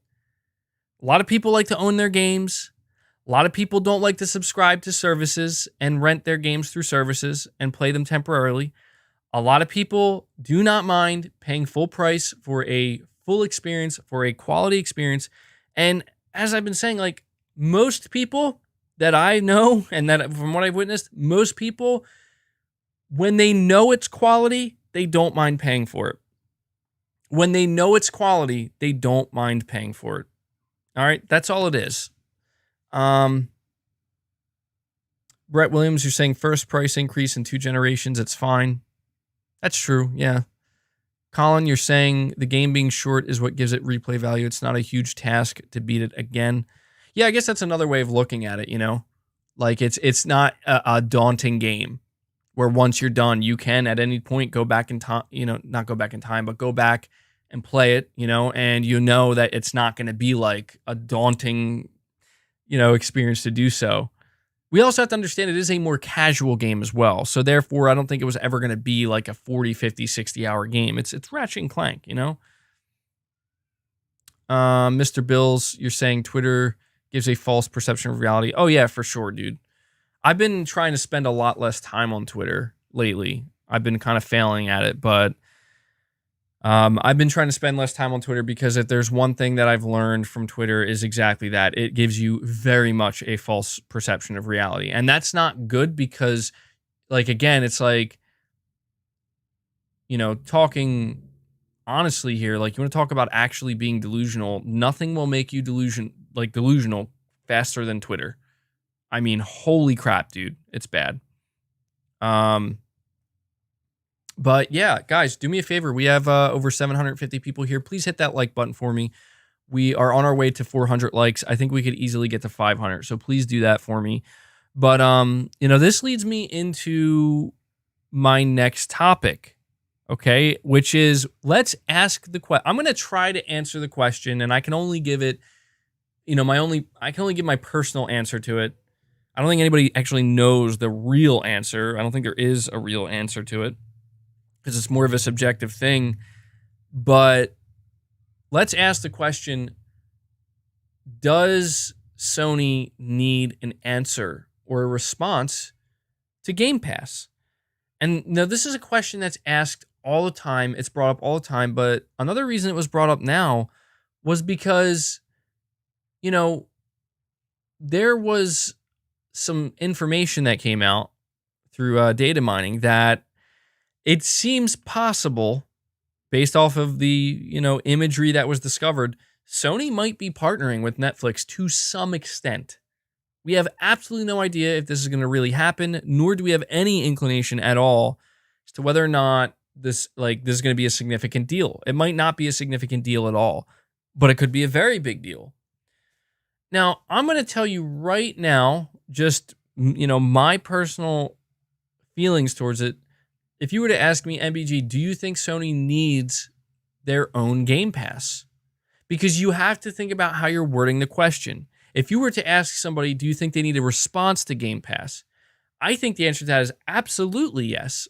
And I would argue that there has already been multiple responses because people need to understand that there's a difference between Sony having their own version of Game Pass versus having a response to Game Pass. Two very different things. And if you were to ask me, do I think Sony needs their own version of Game Pass? Absolutely not. Absolutely not. I don't think Sony needs that at all. And my biggest concern is the concern that I've always had with Game Pass, which is how is this financially sustainable? How is Game Pass going to allow for AAA game development with budgets of 150, 200 million, even more than that, right? How is it going to do that? People will say, well, Microsoft does it. Microsoft is a $1 trillion corporation where Phil Spencer has convinced the CEO, Satya Nadella, to give them as much money as they need. Let's not confuse ourselves here. Microsoft has an unlimited amount of money. Realistically speaking, they have an unlimited amount of money. So Game Pass doesn't have to make money for them for the next 10, 20 years. Doesn't matter. They'll go as long as they need to. They'll wait until they have 500 million Game Pass subscribers over the next 30 years. They'll do it if they have to do it. But they have an infinite amount of money. That's just how we need to realize that. Does that mean Microsoft wants to lose money over the next 10 years from Game Pass? No, I doubt that. But they will go as they're playing the long game. I'm sure they have charts and stuff. You know, did you guys hear the rumor recently that apparently Microsoft does want to get rid of the Xbox Live paywall? Or they just want to get rid of Xbox Live in general, and they're just waiting until they hit a certain milestone with Game Pass to do that? Could be real. You're saying Microsoft has unlimited money, but not Xbox. Yes, you are correct. You are correct. But let's keep in mind who runs the Xbox division. Phil Spencer does. Who convinced Microsoft to open their unlimited money vault for them in the promise that will become lucrative eventually? Basically, the Xbox division finally convinced Microsoft, their parent company, to open the vault and let them take from it and take whatever they want, because the promise is, you let us spend this money now, $7 billion, $10 billion, doesn't matter, billions and billions and billions. We may lose hundreds of millions of dollars on Game Pass, but that's because eventually, through sheer numbers, through sheer volume, that's the numbers game that Microsoft is playing right now. Like, I need people to understand that. The numbers game that Microsoft is playing right now is simply through volume. The amount of studios, the amount of games, the amount of subscribers on Game Pass. Okay, so the amount of time spent on their services and their platform. This is how Microsoft plans to win in the long run, and how they eventually plan to make Xbox profitable. And I'm sure they have all of their spreadsheets mapped out where it's like, if they keep up at this rate, with making this amount of money and gaining this amount of subscribers and then losing this amount of money, this is when we can expect to break even and eventually make a profit. That is not at all. Sony's not doing this. They are technically doing the same thing, but in a very, very, very different way. In a very different way. And the idea that Sony can just kind of make their own Game Pass and just bleed money. No. It would kill PlayStation. A Game Pass model for PlayStation would kill it. It absolutely would kill it. No doubt about it. Sony can't afford to lose money. You know what? I don't know if it would kill PlayStation, but I can tell you this confidently. It would kill the types of AAA games that PlayStation is known for. You wouldn't be getting a game like Horizon Forbidden West if PlayStation had their own version of Game Pass. Sony would not put that much money into it. They just wouldn't. They wouldn't do it. I'm telling you, they wouldn't. Jim Ryan literally said it himself. He said, yeah, that model's not sustainable for us. This is going to sound crazy. I have a theory, and I want to run this theory by you guys. Sorry, I gotta hydrate. Andrew, you're saying Sony doesn't need a Game Pass, but they do need to open the bank account to acquire bigger / better studios. Microsoft / Tencent are in shopping mode, which is bad news for Sony if they don't jump in. Yeah, see, that's the thing here. That's the thing that's going to be tough for Sony, I think. And it's going to be tough for PlayStation fans, depending. The fact that Microsoft and Tencent are in shopping mode means that, oh boys, anybody, like almost anybody's free game. Again, you're talking about pretty much, like realistically speaking, you're talking about pretty much unlimited amounts of money. Sony's not anywhere close to being like the type of corporation where they have unlimited amounts of money. No. Sony's the type of corporation where if they write a check, right, for like $1 billion, or even like $2 or $3 billion, like that's something where like, oh, this is dangerous. Like this could, like the ripple effect of how this could affect their business and their bottom line in the long run, the ripple effects could be crazy for them, right? Just Sony does not have that type of money. They cannot just throw money around and say, we'll just bleed it out for the next 10 years. That's they can't do that. I mean, people are like, oh, they should buy Square Enix. They can afford to do it. Just because you can technically afford it, does that mean you should? See, this is where it's like, Sony has to play the smart game, not the numbers game. That's what I'm trying to explain to everybody. The reason why, and this is the exact reason Sony absolutely will not ever make a Game Pass version, a PlayStation version of Game Pass, unless they're literally, it's do or die, sink or swim. They have no choice. The reason being is because Sony's strength does not lie in volume. It does not lie in the numbers game. Sony is not all about, hey, we need as many studios and as many games and as many subscribers as that's not at all what they're doing. Sony is more precise. Sony is more, well, we may not be able to win in sheer numbers, right? But it's the quality. It's like, think of it like this. It's like, I think we generally speaking, most of us still view Sony and Microsoft as competitors in the gaming space, right? Like, I think we can all agree on that. They both definitely are doing things differently, and their paths have deviated now more than ever before. But generally speaking, they're still very much like, the main competitors to one another. And I think that you see Sony buying Housemarque. They bought another studio. They probably bought Bluepoint, and then you see Microsoft constantly buying studios. I think you kind of see that, right? The thing for me is, I look at it like this. Imagine it's like a battle, right?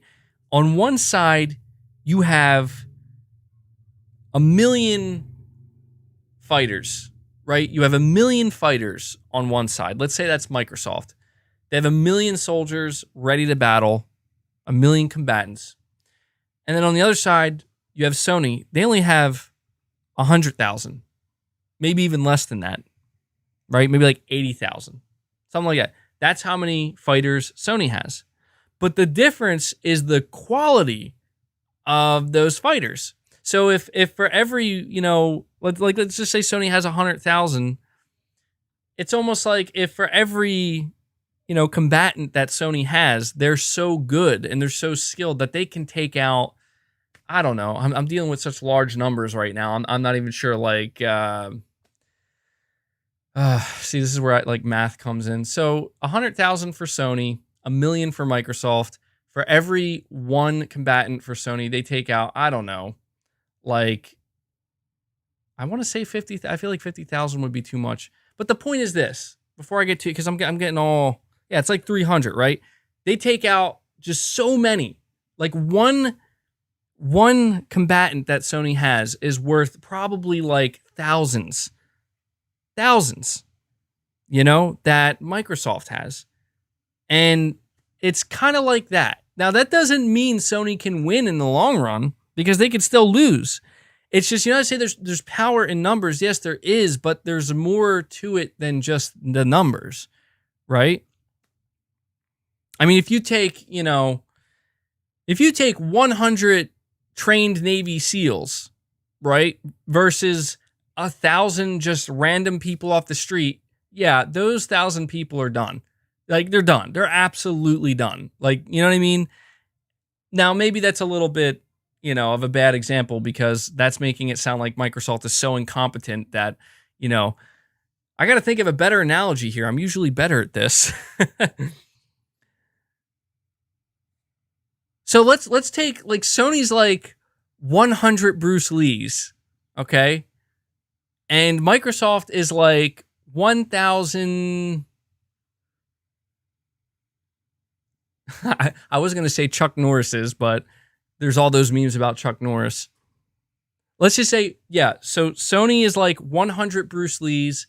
Microsoft is like 1,000 just black belts, I mean, who's, who, you see, do you guys get what I'm saying? I know there's some weird analogies, but that's essentially like what we're looking at right now. Bro, what are you even saying?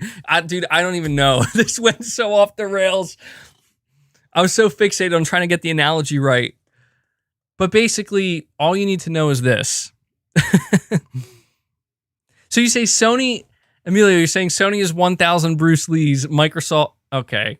Microsoft is an atomic bomb. No. See, that's not true. That's not true. Like, the 300 Spartans, LOL. It's basically that. MBG really did go insane. Nah, dude, I'm good. I sound like I'm going insane when I can't get my analogies right. What is this channel about again? It's about making weird analogies that have nothing to do with anything.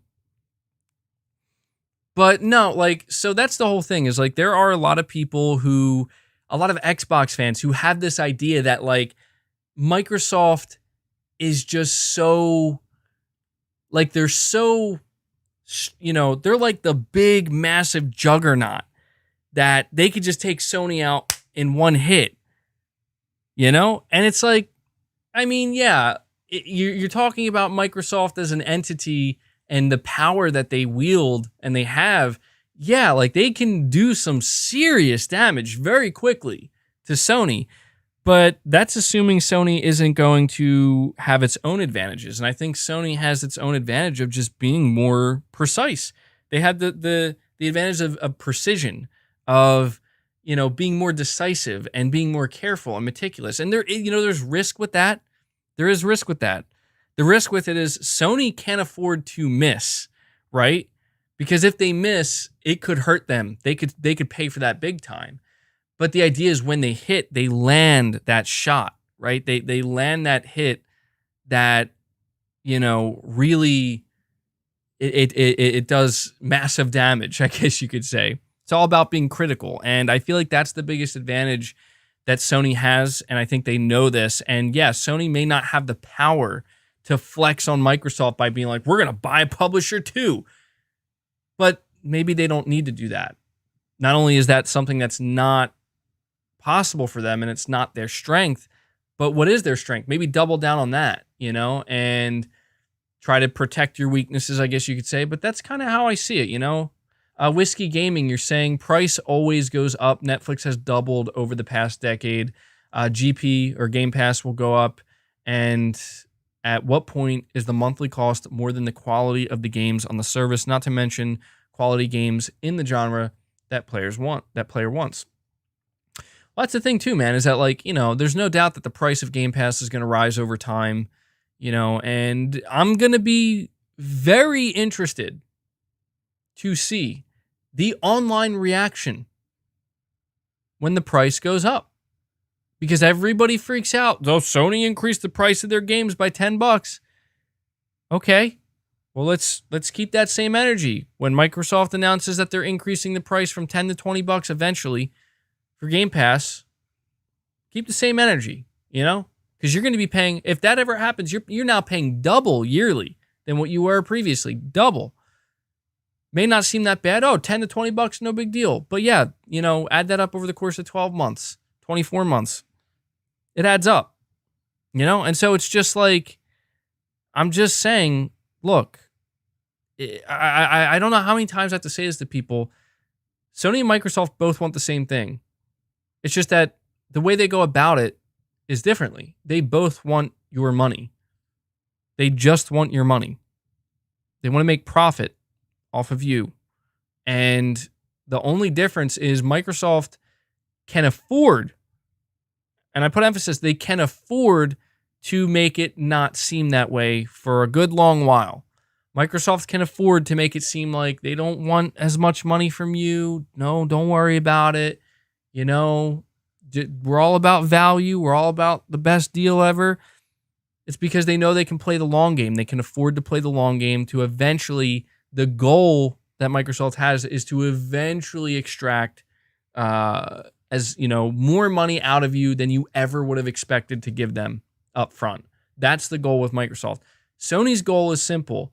We want as much money out of you as we believe we can get up front.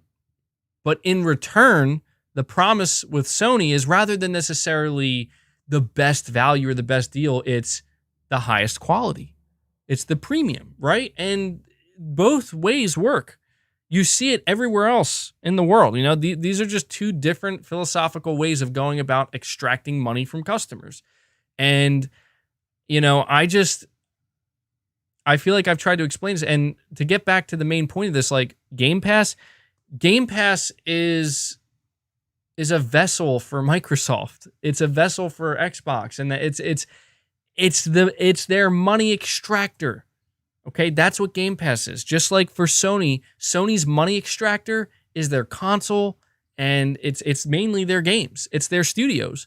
Sony studios are designed to extract as much money out of people as possible, but there has to be a specific way they go about it. How do you utilize these studios to do that? Versus the way Microsoft is utilizing their studios and utilizing their main platform, which, let's be real, the main platform for Xbox isn't Xbox anymore. It's Game Pass. And it's the vessel for them where right now it's not going to be extracting as much money from customers as they want. It's not. Game Pass is not extracting anywhere near as much money from customers that would justify its existence. But the idea is it will eventually. And when it does, as I said, customers are going to end up paying more money in the long run than they ever have. And that might be okay because the question will always be, was it worth it? That's going to be for each Game Pass subscriber to determine. Just like if you ask me, was it worth it to pay $70 for Returnal or $70 for Ratchet? My answer is, yeah, it was. They were great experiences, and it would have been weird to not experience those games this year. You know, it would have been weird to just pass that up and focus on saving that $70. But the same might be true for people who are subscribed to Game Pass. A lot of people who are subscribed to Game Pass, if you were to ask them, is it worth it? A lot of them are going to be like, yeah, it is.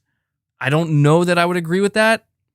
Just personally, like I would have to have, experience it myself, but I don't know, man. I don't know. It's all a matter of perception. It's all a matter of what you personally perceive as valuable. And I feel like that's always what makes this conversation so difficult is we try to speak about everything as if it's purely factual. I mean, fact, Sony's games are high quality. Fact, Microsoft's games are not as high quality in most regards, and they're working to make them higher quality, to entice people for the services. But that doesn't take into account, like, what if you just don't like Sony's games? Then the quality doesn't matter. If you're not interested in them, you're not interested in them. Same thing with Microsoft, where it's like, what if you're somebody who does like those smaller type experiences, or maybe those experiences that are not, I don't know, I guess you could say like the traditional AAA mold, right?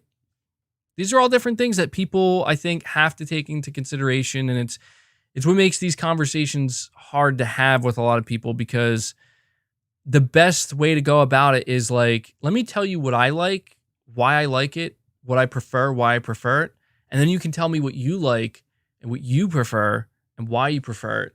And then we can kind of balance the pros and cons, and then we can both just shake on it and agree to disagree and enjoy what we want to enjoy. That's basically the important part here. Although I did kind of get away from the whole question that was being asked, which is, do I think Sony needs a Game Pass response? I think Sony's already had a Game Pass response. Disco Cobra 2013, you're saying, also remember Sony started out the gate in gaming before Microsoft, although Microsoft has made computers before them bigger, yes, but not in gaming.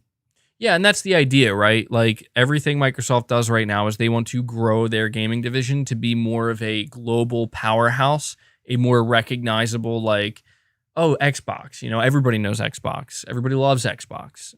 And honestly, I think that they're doing a relatively good job, like lately. Like Microsoft, I got to give Microsoft credit, man. They have turned around the public perception. And this is where I do get a little bit concerned, what we were talking about earlier about Sony, where it's like, I hope Sony's not underestimating Microsoft right now, because Microsoft's been on a roll. I know that a lot of us here are not a big fan of Xbox and maybe, some of what they're doing. And I know there's just some people here, maybe even a lot of people just don't care. And that's fine. You don't have to. But I think we can all agree that like it would be unwise of Sony to underestimate Microsoft, right? I think that Sony needs to be aware that, yeah, you know what you have, and quality is at the forefront of what you offer, but you need to, I'm sure Sony is aware of this too. Like, I feel like people have this vision right now. And it's kind of like, to be honest, I can totally understand why they have this vision right now of Sony, where it's like Jim Ryan, at his desk with his feet kicked up, smoking a cigar, laughing, being like, we're on top, and we ain't going anywhere. Everything's great. And, maybe like somebody comes in and is like, Mr. Ryan, like, are we gonna do that event this year? What are we doing with that? He's like, no, we don't need to do the event. We're PlayStation. We just Ratchet and Clank. We're good. Like, I don't think it's like that at all. I think Jim Ryan and Herman Hulst and everybody there who's running PlayStation, I think it's very much a game of chess they're playing where they are watching every move that Microsoft is making. They're looking at the I guess you could say the public reaction to the moves that Microsoft is making. And I think Sony is trying to. I think Sony, like the thing about Sony and the way they run, I think they don't want to make it obvious that they're doing that. And I think that's why frequently it's perceived as, oh, they either don't care or they just kind of like, they're not even paying attention or they're getting complacent. I don't think it's that. I think Sony's paying attention to every little move Microsoft is making very closely. Like they're zoomed in on it, but they do not want the public to be aware of that. And they do not want to make any moves or say anything that makes it obvious to the public that they're doing that, because I think Sony kind of thrives in having this, or they believe they thrive in having this kind of like, yeah, like, we're on top, we're good, like we know what we're doing, we're steering the ship perfectly, like a calm, cool, collected leader, I guess you could say, that in the back of their mind they do have all these things they're worried about and they have all these things that they're concerned about and they're trying to stay on top of, but they're not going to let that show. I think that's Sony's whole thing right now. I could be wrong about that, because I think that like this last state of play that Sony had is a good. You're saying that's a poor analogy. You play chess, and if all you're doing from the opposing side is watching from a holding position, you will lose. Yeah, that's true. I guess what I mean is like not everything Sony's doing is purely reactionary. I think it's more like they're going in their own direction and they have their own plans, but they're also making sure to pay attention very closely to what's going on over there, because I think it's one of these things like if they suddenly just don't pay attention at all to what's going on over there, that's when something sneaks up on you and you are caught off guard. And I think Sony wants to make sure not to do that. That's why like I find this whole potential partnership between Netflix and Sony very interesting, because I mean, Netflix is huge. Netflix is absolutely huge, and Netflix is literally everywhere, right? Like Netflix is everywhere. You can't have a device and not have Netflix. You know what I'm saying? So if Sony's like maybe struck some kind of partnership to some extent, even if it's just for games that have already released, like older games, like, what I could see happening? I could see Sony partnering with Netflix, and they basically treat putting games on Netflix the same way they treat putting games on PC, where it's like, we're not putting every game. We're not putting new games. We're putting games that have already been out for some time, but are considered like, higher quality games, or games that we can, like there was imagery of Ghost of Tsushima. Not the director's cut version, I don't believe, but I could see the PS4 version of Ghost of Tsushima being put onto Netflix's gaming service as a way to be like, check out some of the games that PlayStation has. I don't know though. It's really difficult to determine if that's actually a thing or not. We'll have to see if anything significant comes from this, weird thing with Netflix and their gaming division, because I'm not going to lie, like when I saw the news that, Netflix is getting involved in gaming, I pretty much just rolled my eyes like, okay, here we go. But then it's like, but PlayStation might be involved. It's like, oh, okay, now you have my attention.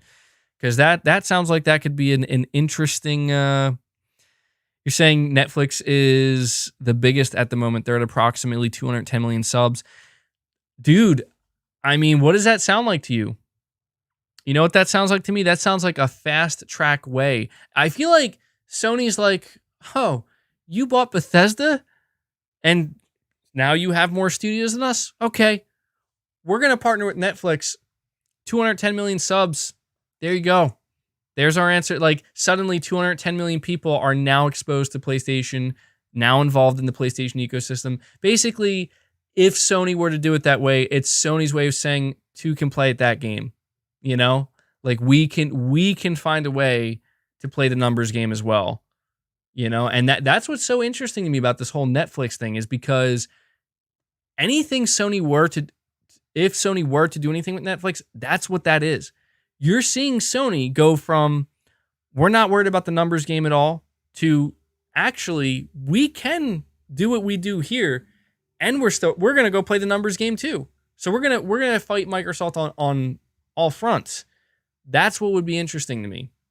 Because everything I just explained about Microsoft's philosophy behind Game Pass and why they do what they do and them going for volume, I mean, 210 million subs, that's a lot, man.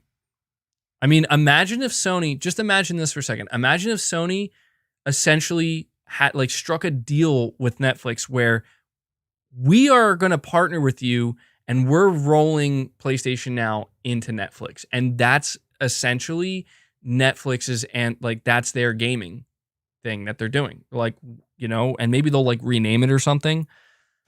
Then suddenly PlayStation Now has how many subscribers?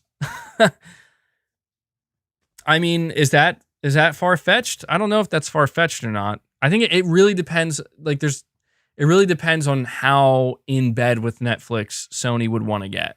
That's, I think, where it's like, well, would Sony just give Netflix PlayStation Now? I don't know.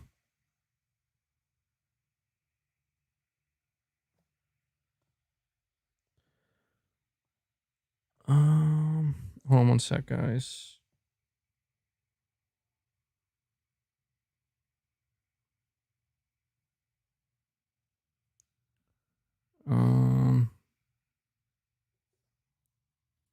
Saying LOL subscriptions to streaming don't work like that. Having Sony games on Netflix does not mean people will subscribe. Amazon is Prime, and a lot of people still don't play games on there. That's true. I mean, I don't know. I'm just trying to like figure out what Sony's angle with a Netflix partnership would be exactly.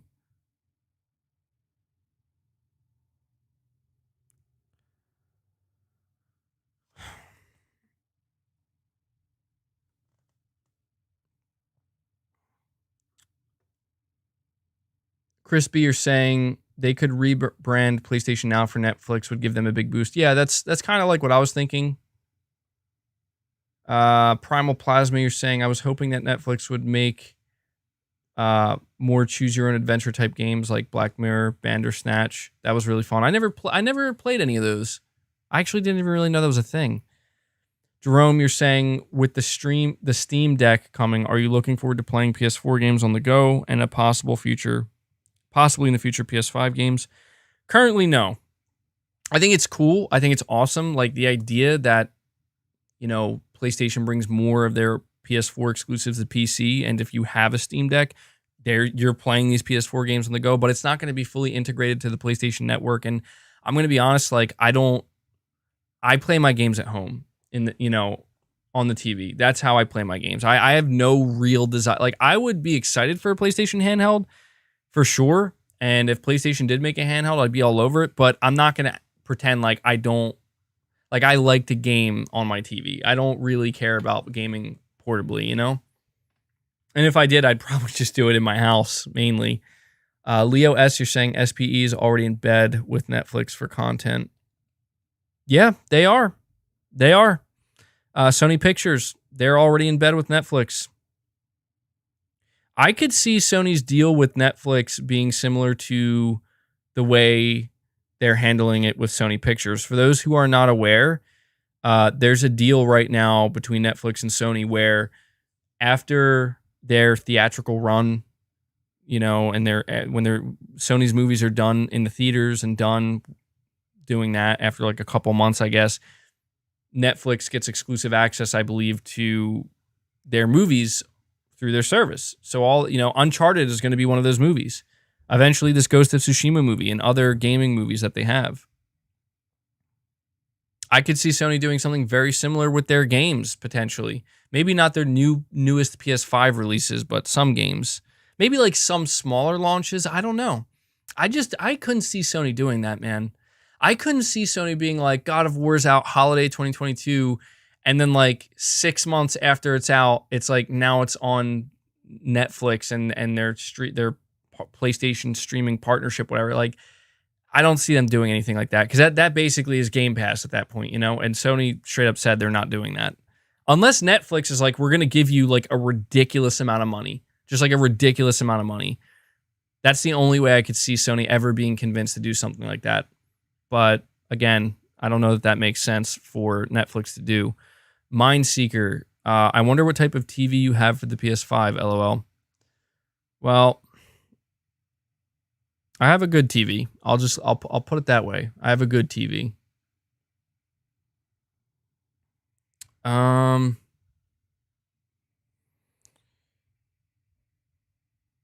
Say MBG, just after you finish the Uncharted movie, it pops up and says play the game for free here.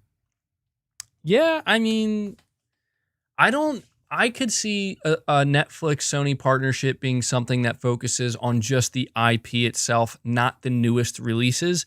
Where like Sony's like, hey, we'll give you like Uncharted 4, the Uncharted collection, maybe stuff like the Last of Us 1, games like that where it's like these are IP that are very important, like Horizon Zero Dawn IP that are very important to Sony, but they're not like the newest launches and the newest games, but it's like a way to just get more people like, hey, check this out. And it might be, again, similar to what they're doing with PC, where it's like, you can play these games because we're not making any money off them now, and they're certainly not selling consoles for us.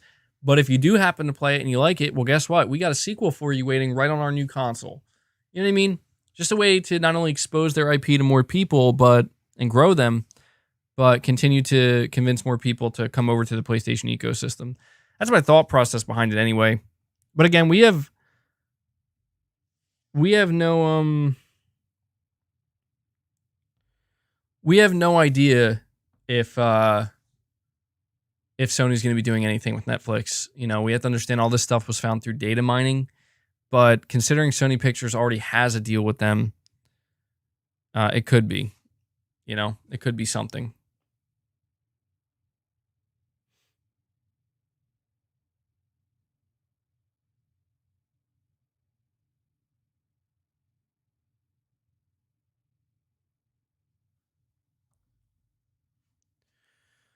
All right, I think we're at the 2-hour mark. I don't think I have any more topics. I might. I gotta double check. Swizz, you're saying, do you think they would keep it off Xbox, Netflix? Yeah, I didn't even think of that. That's a whole nother angle that I didn't even.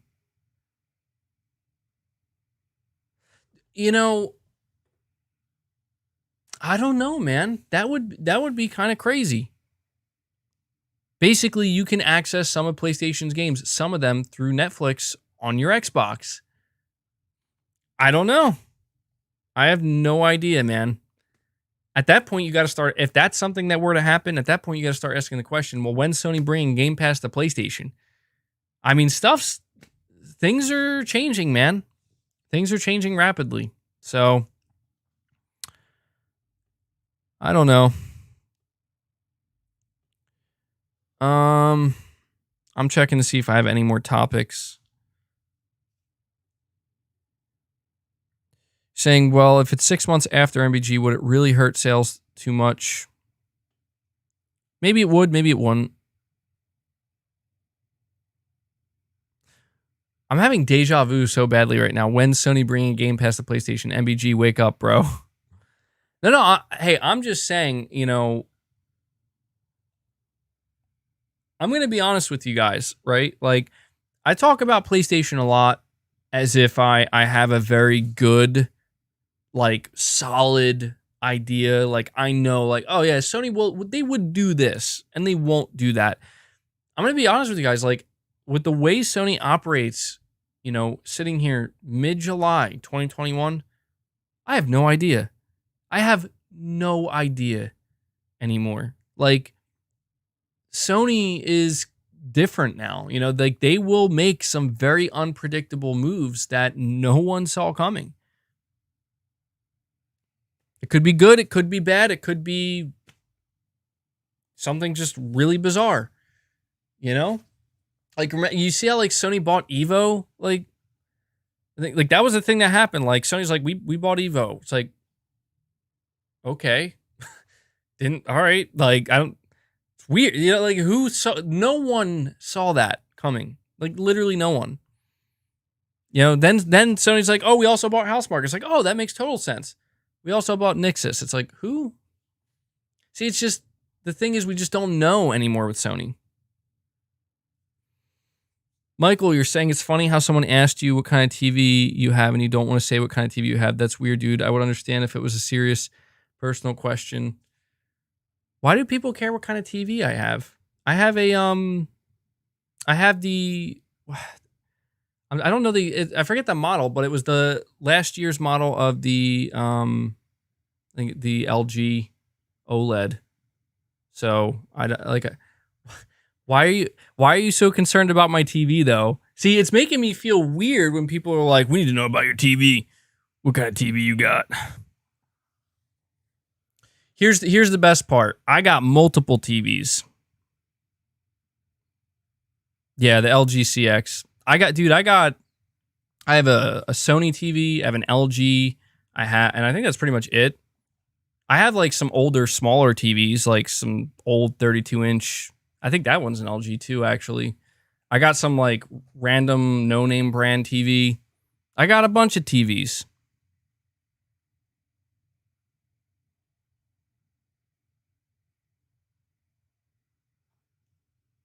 How's my lawn? My lawn's doing okay. I probably need to mow it again. It's doing good. What kind of fridge do I got? See, this is where you guys are crossing the line. You got to know what kind of fridge I got? What kind of fridge? MBG only plays on Westinghouse TVs. No, dude.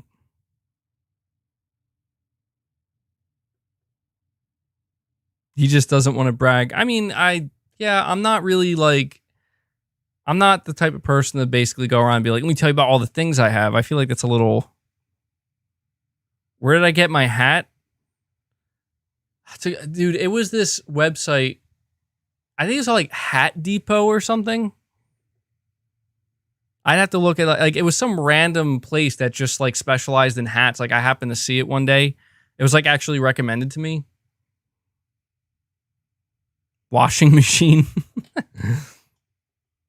What's my kitchen floor like? You guys are getting weird with the questions now.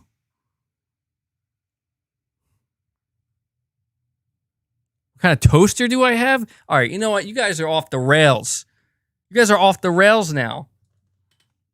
I'm getting a custom built Series X garbage can.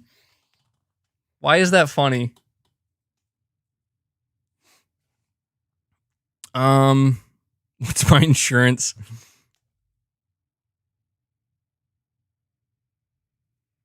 What kind of dust do you have on your countertop? Dude, it's almost like you guys are trying so hard to like one up each other with these weird questions. That has to be the weirdest. What kind of dust? Are there different kinds of dust? Curtains. Yeah. What is the square feet of your pantry? Michael, you're saying we're not concerned. It's just a normal question. We trying to have conversations, bro. Sorry. I do. I get what you're saying, man. I get what you're saying. I have this tendency sometimes with my podcast. I make them too rigid sometimes, I guess, where it's like I'm not really interacting with the chat as much. I used to frequently. It was for a long time. I used to do like at the end, chat with just the chat, right? Like, you guys can ask me anything. I guess we could do that now, actually, because I'm going to be ending this soon, but we could maybe do a couple minutes of just, chatting, and you guys can ask any questions or give me any thoughts or concerns or whatever. I can't acknowledge every single one of them, but I could do my best here. How dusty is your Xbox? Dude, beyond dusty. Beyond dusty. If a tree falls and no one is around, will Microsoft buy it? Oh my God. Mindseeker, what kind of PS5 do you have? LOL. I don't know. I don't even the tall, really obnoxious looking kind, right? That can barely fit in my entertainment center. That's the kind. I actually, you know what? I did buy black faceplates for my PS5 a while ago. I think it was like last month from D Brand. I'm still waiting to find out when they're going to ship out, but I'm actually excited about that. I wanted to get the black plates for the PS5 because I got the the black controller too. So, have I played Neo? No. I played the demo, I think, but I had a tough time getting into it. Like I heard so many good things about it, but I had a really tough time getting into it. Am I streaming the EA event? Probably not.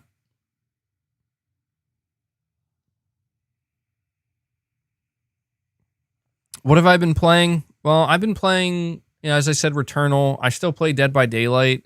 I've actually been playing a little bit of PUBG lately, which I'm gonna stop because I just can't stand that game anymore. I loved it when I loved it, but sometimes I play like PUBG at night with my friends, but not so much anymore. I finished Ratchet and Clank. I'm actually moving on finally. I know this is crazy. I'm going to be moving on to Resident Evil now. I bought Resident Evil and it just like sat there because I was like, I can't play this game until I finish Ratchet and Returnal. And now that I'm finished both, I'm ready to move on. I also want to try to play some more Outriders. I got a little bit into that, but then I kind of fell off it. So I got to get back to that.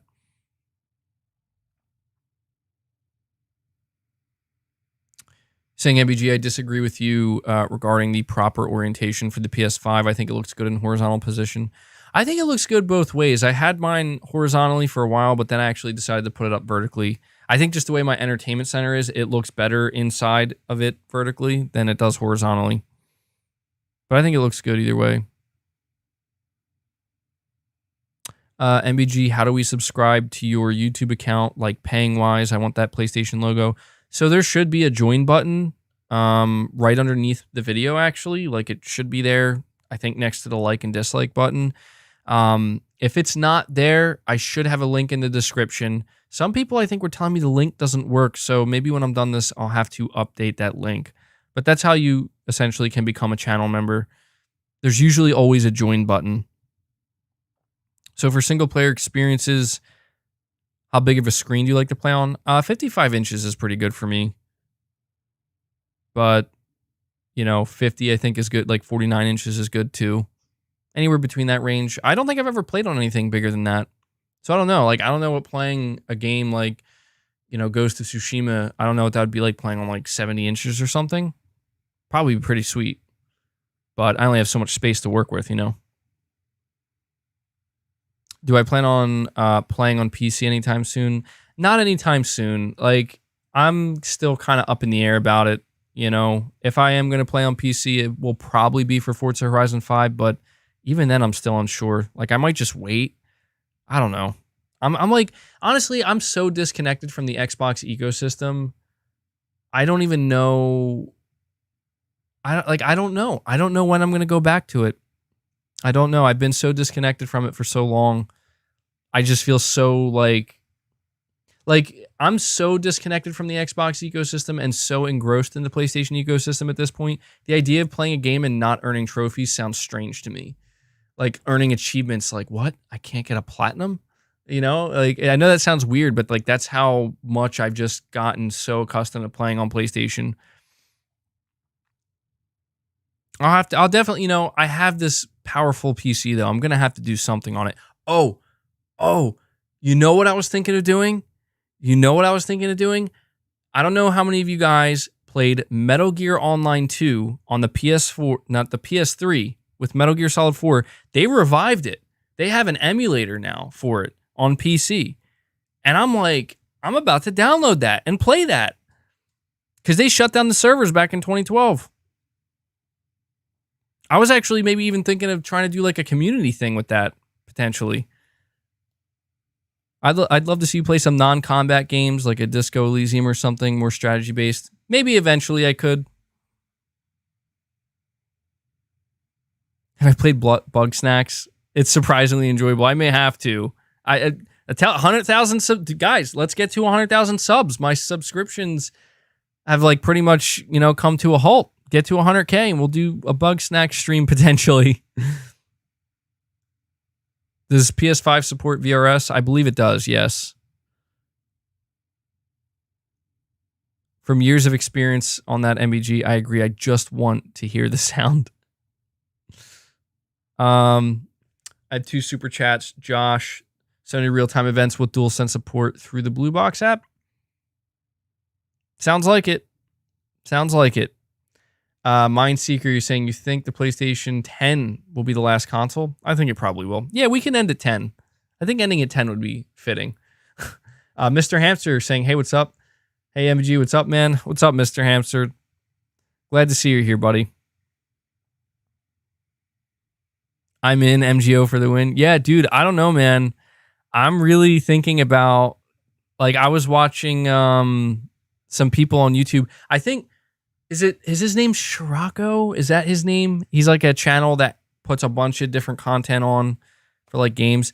I saw that he put a video of like Metal Gear Online 2, and it's a revival on PC, and I'm like, oh my God, like, it's so painful though.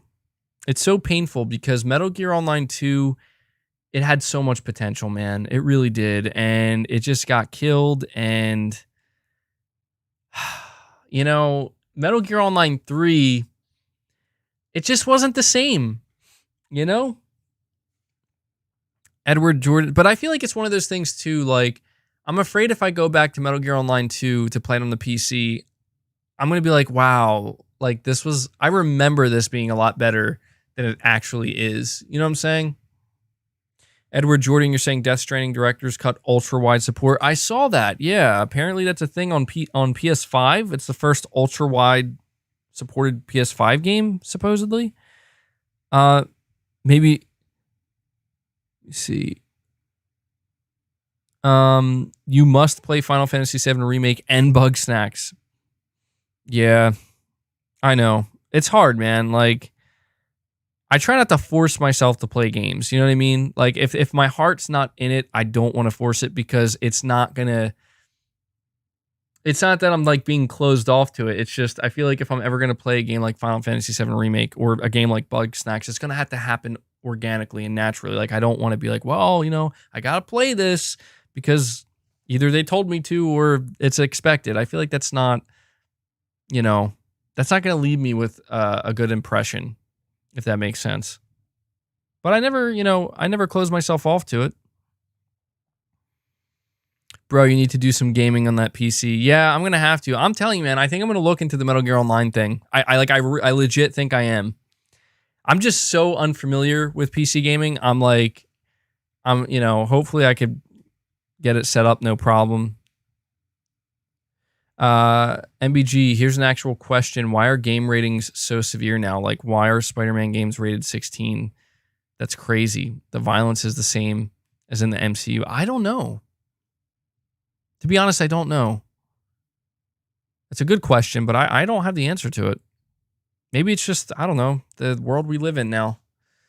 I don't know. MBG, how many controllers and accessories do you have for your PS5? I have 5 controllers. I have the charging dock. I have the 3D Pulse headset. I have the remote. I have the camera. Pretty much everything. Yep, that's right. I have 5 controllers because, 4 just wasn't enough. Best wishes from Greece. Thank you.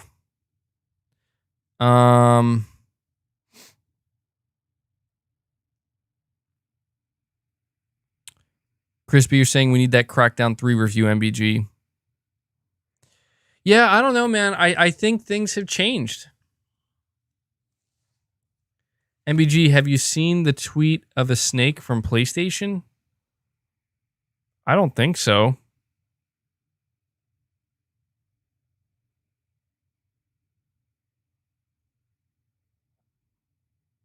When did that happen?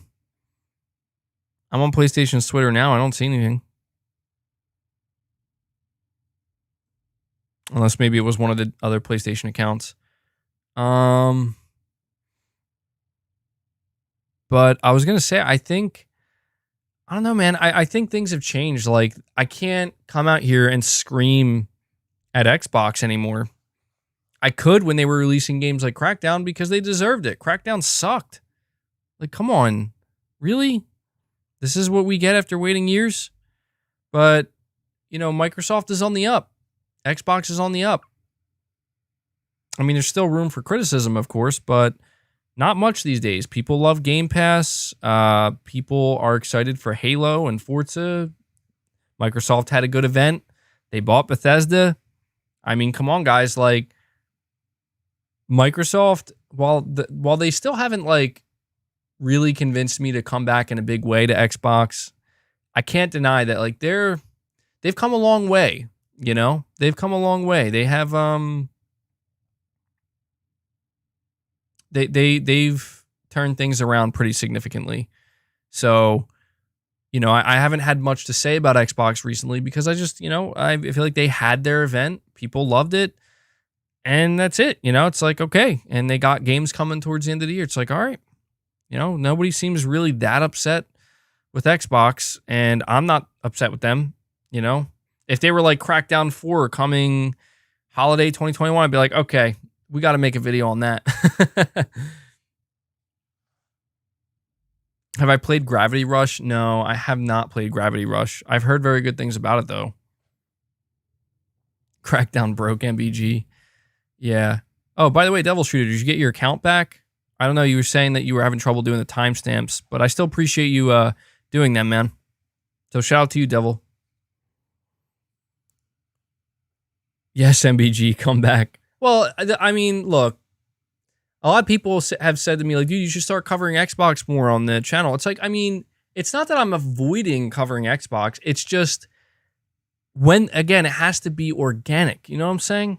Like, obviously, I care to grow my channel and I care to keep as much interest in my channel as possible. But at the same time, like, what I also care about very deeply is being as natural and organic and true to myself on the channel as I possibly can, where I don't want to force anything for the sake of something that, you know, for some type of gain. I mean, it would probably be wise for me to cover Xbox. People are very high up on Xbox right now, but for me, it's like, well, when there's something that I really want to cover and talk about, I will. Although, if you go back the past 30, 60 days, I've had some of my news videos where I've covered some Xbox topics as well. Not all of them were negative either. I covered the ones that I thought were most interesting. Ray, you're saying, what if Blue Box / Abandoned is Silent Hill / Kojima? So you think PT will be released? Petition for PT re-release. What if, or an app might be that? I'm going to be completely honest with you, Ray. I don't know anymore what's going on with Kojima and Silent Hill and Blue Box. Like, I don't know. You know, people come to me and you're like, dude, let me tell you why this is Silent Hill, man. This is Silent Hill because last year Konami was quick to shoot down any Silent Hill rumors or any rumors that seemed like they were blowing up. They're like, no. This year Konami's silent. Oh, yeah, no pun intended. They're being quiet. And I'm like, I don't know. I want to keep talking about it, but I don't, because no matter how much I talk about it, it's not going to tell us anything. You know what I'm saying? You're saying your account is getting returned error / deleted comments for some reason. I don't know how to fix it. That's really weird, dude. I wonder why.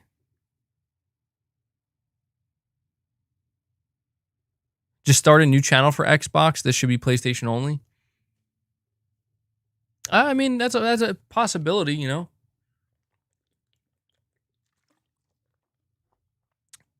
A lot of people have been telling me I should make like a second channel dedicated to just like streaming or something, but not yet. Not yet. I don't know if I'm ever going to. I feel like it's just better to have everything in one spot. Maybe I'm wrong about that, but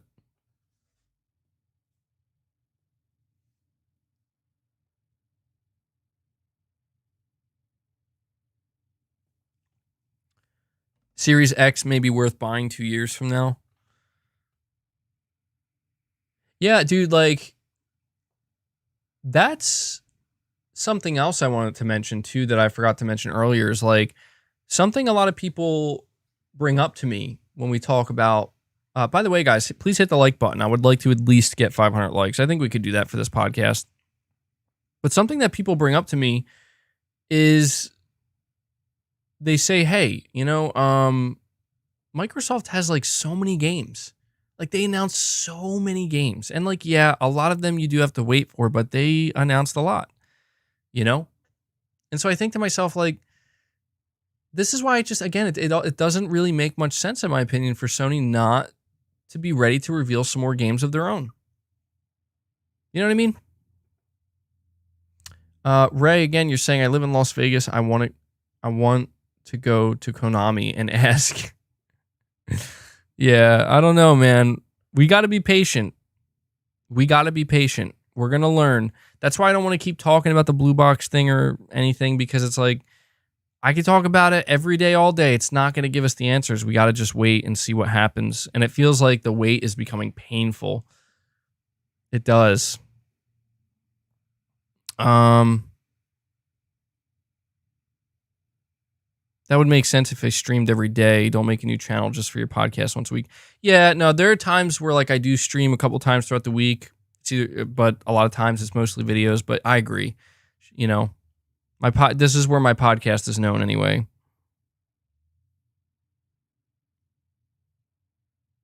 Oh, my chat just jumped again. You know, this is what I have a struggle with this, with the questions sometimes. I apologize if I miss anybody's questions. I'm not purposely ignoring them. Or at least I'm not trying. I'm not trying to. It's just the chat sometimes jumps. All this waiting makes me feel like an Xbox fan in 2018. I don't feel like I've been waiting. I feel like I've just been. I feel like I'm eager. Like I don't think it's not anywhere near like Xbox in 2018, because PlayStation's been doing a really good job. It's just we've hit that point where it's like, all right, we really don't know much more than what we were told up until this point, you know?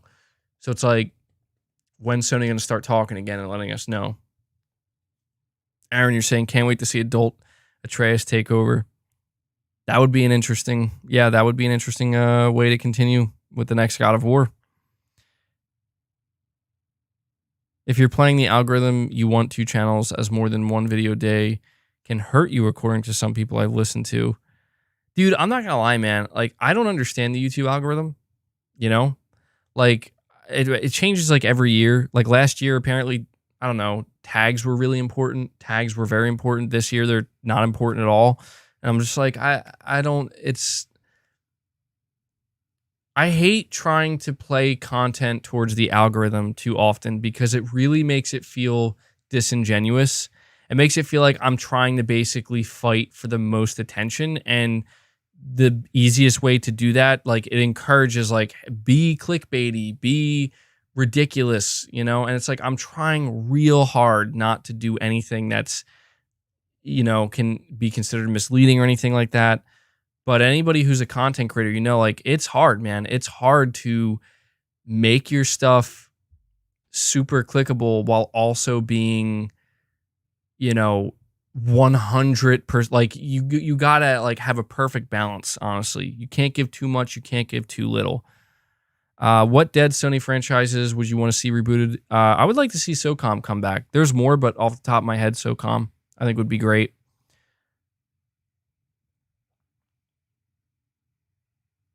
It is interesting that Sony Studios have a way of making me immediately care about characters that Microsoft just doesn't. You see it with Rivet, who has real thoughts, values, emotions. Yeah, I agree. So that's what Sony excels at. A lot of their studios. Rivet was a great character. I wouldn't be surprised if we get like a spin-off Rivet game, right? Rivet and Kit. See, MBG, how is your boy? I hope he's in great health. Yeah, he's doing great, man. He's doing great. Thank you for asking. Made a huge comeback. He's like pretty much either ahead or where he should be with everything. So he's doing great. Thank you for asking. What do you think Sony will do with Media Molecule's Dreams and their 10-year plan? I'm not sure. I guess just continue to support it. You know? I guess that's it. Like, I honestly don't know. That's their job to figure out. You know, they got to figure that out. I'm not sure what I would do with Dreams. I know that it needs to continue to exist and it needs to continue to be engaged with, but how Sony wants to go about continuing to grow it, that's their problem to figure out. I don't get paid by Sony to figure that problem out. LOL, so true, MBG. The clickbaits are winning this year. Dude, it's tough, man. I don't mean to make this like the I'm going to complain section of the podcast, but let me tell you, like, one thing I've noticed is that clickbait works.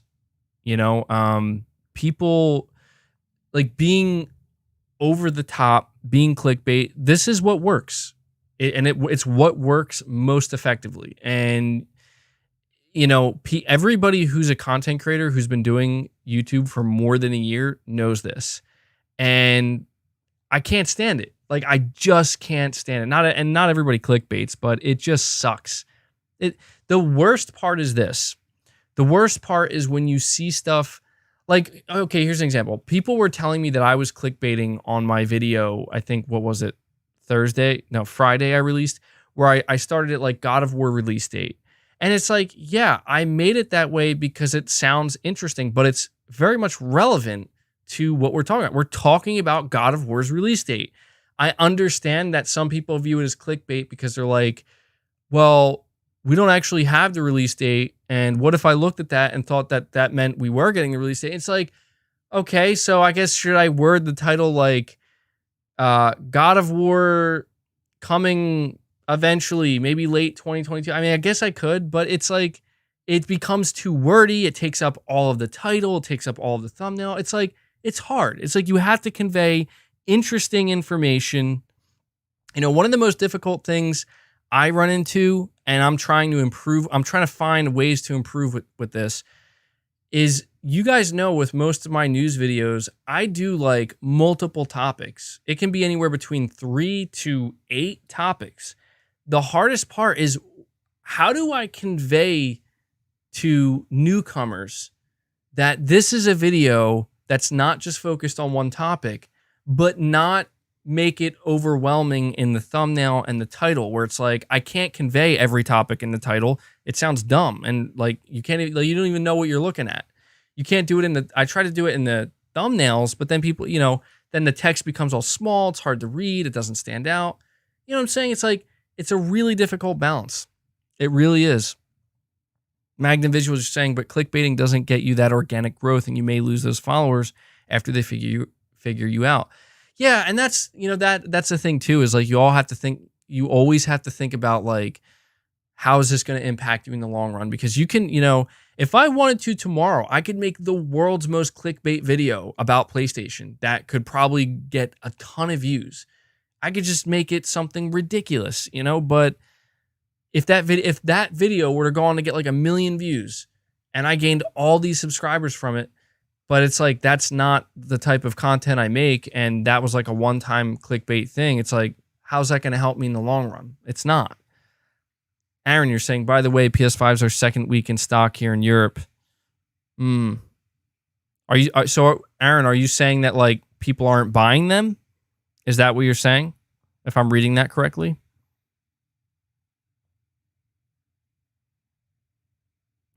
Still waiting for you to work malignancy into your next video title, MBG.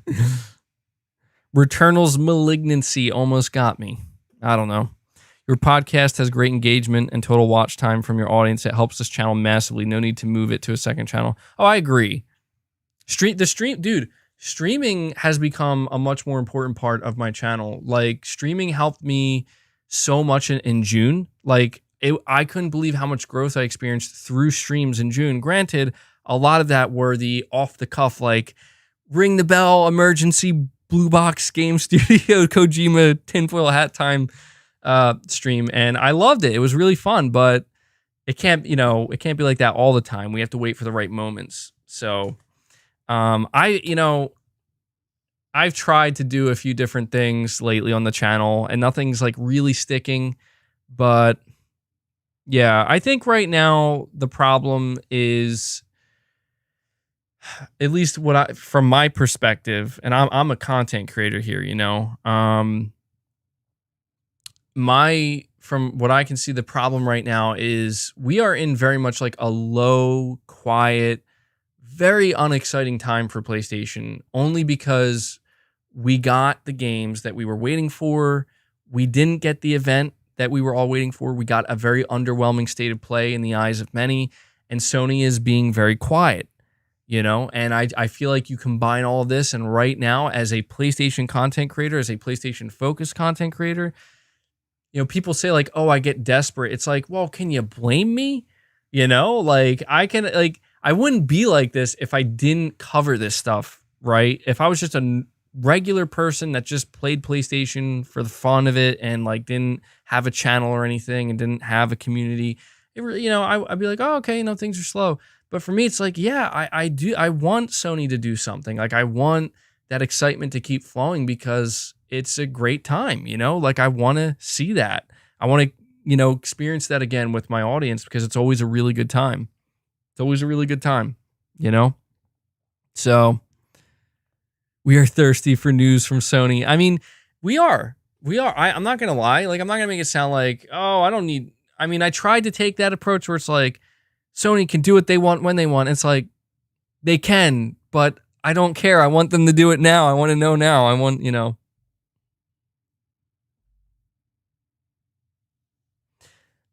Devil Shoe, you're saying, I've noticed positive Sony news is getting the views on other channels, negative Sony videos, however.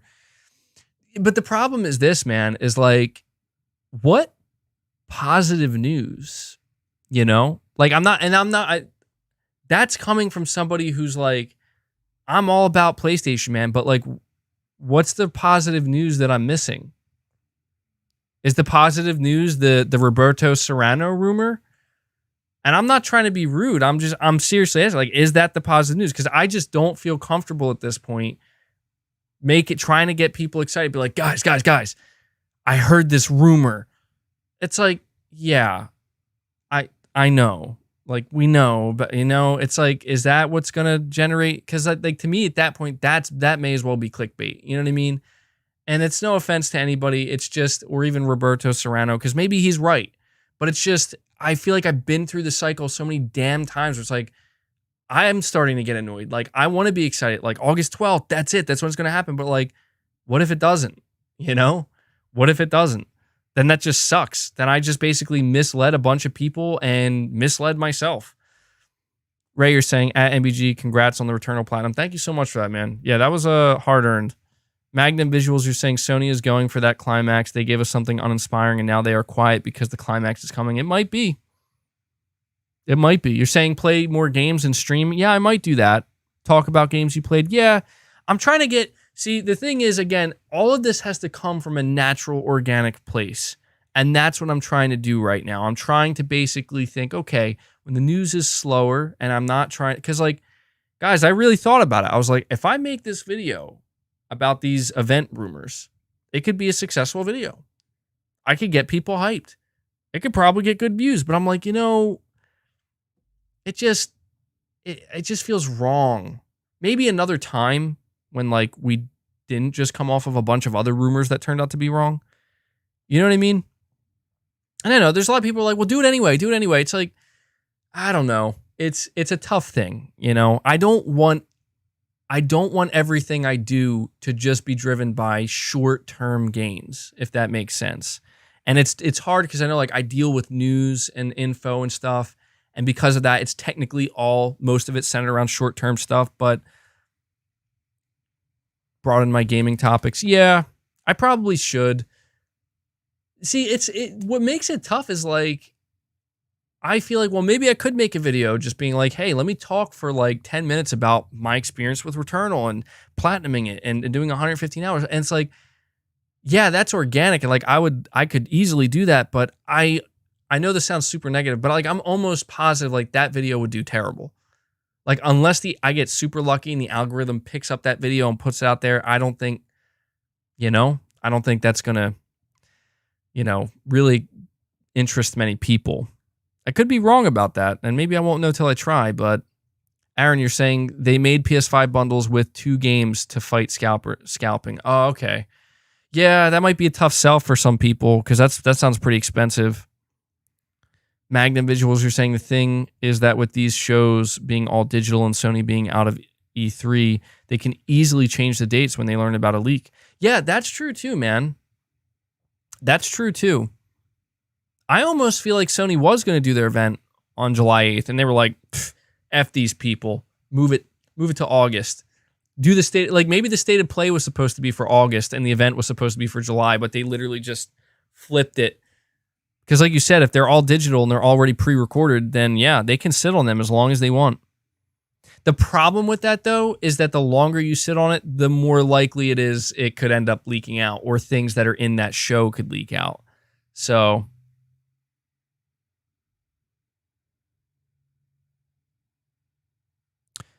dude, MTF Savage Beast, dude, I'm going to literally report you, man. All right? Like, you're really annoying the hell out of me. Here we go.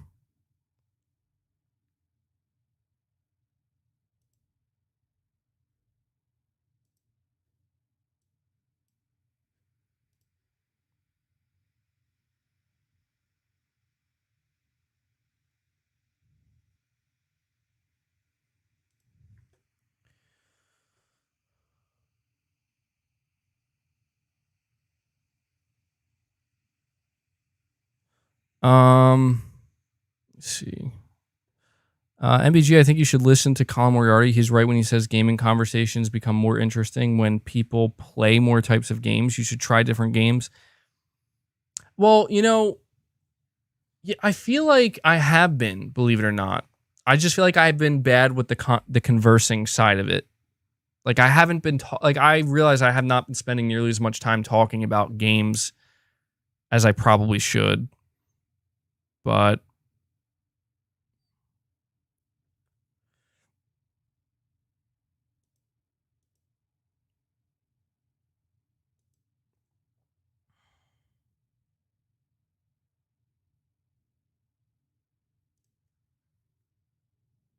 all right.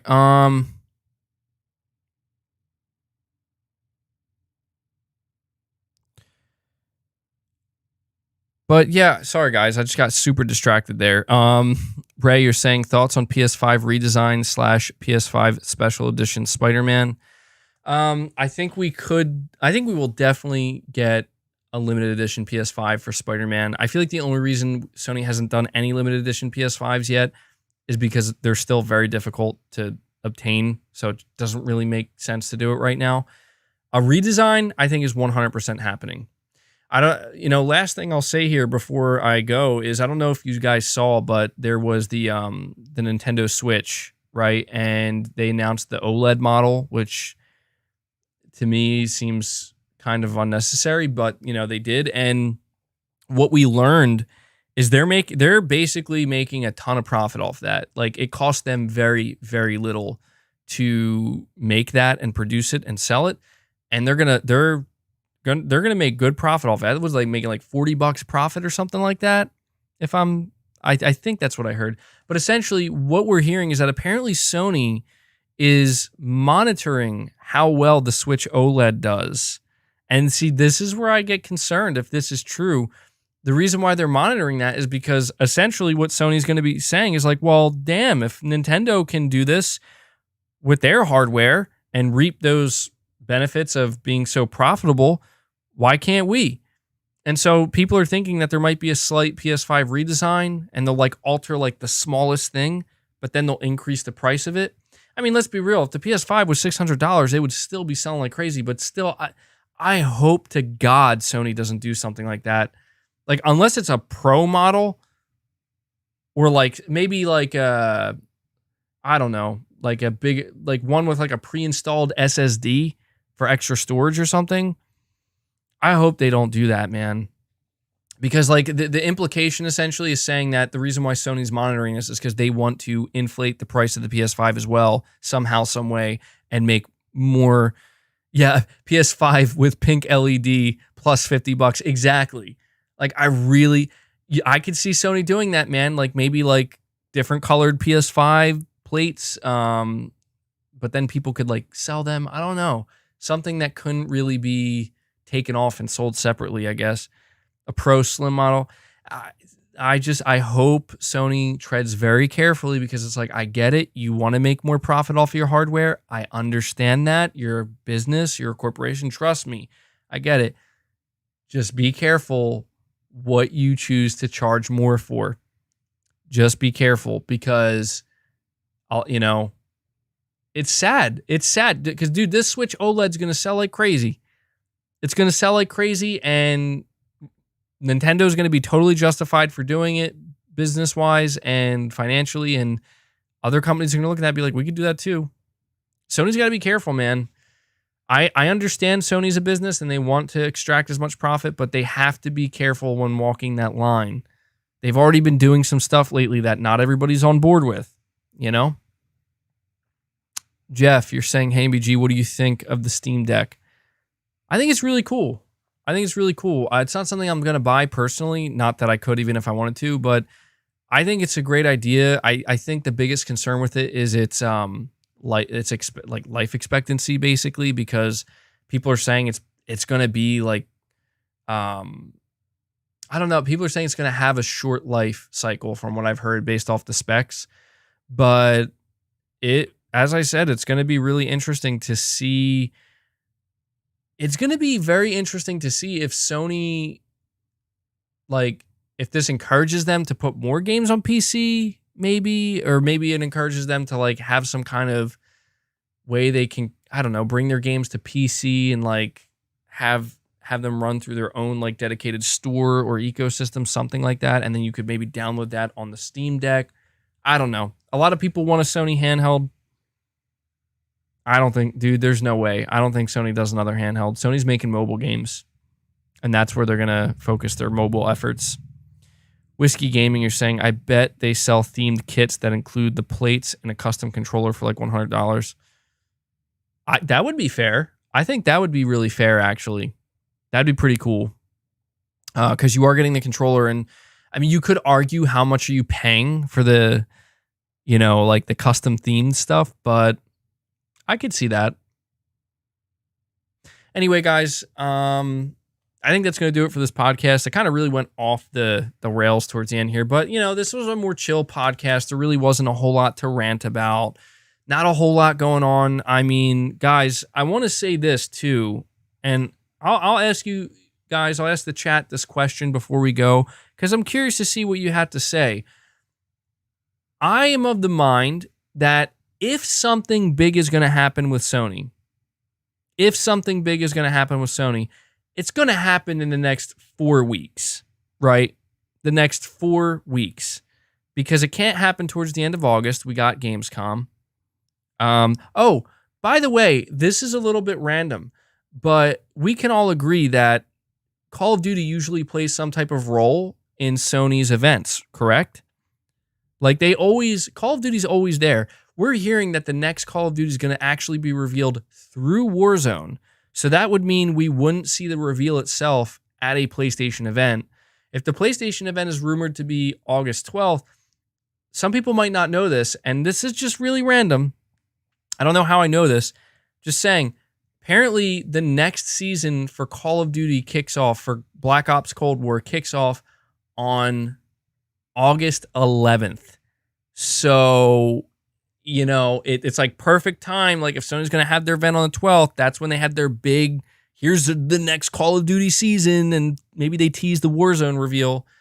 Just saying, it all kind of lines up a little bit, but I do think that if Sony is going to do something big, like an event or something, they're going to have to do it in the next 4 weeks. I don't see them, if we go the next 4 weeks without anything like that, then if Sony is going to do anything this year, it's going to happen at the end of the year. So we'll see. We will see. Yeah, the next Call of Duty is going to be called Vanguard, taking it back to World War II again. So,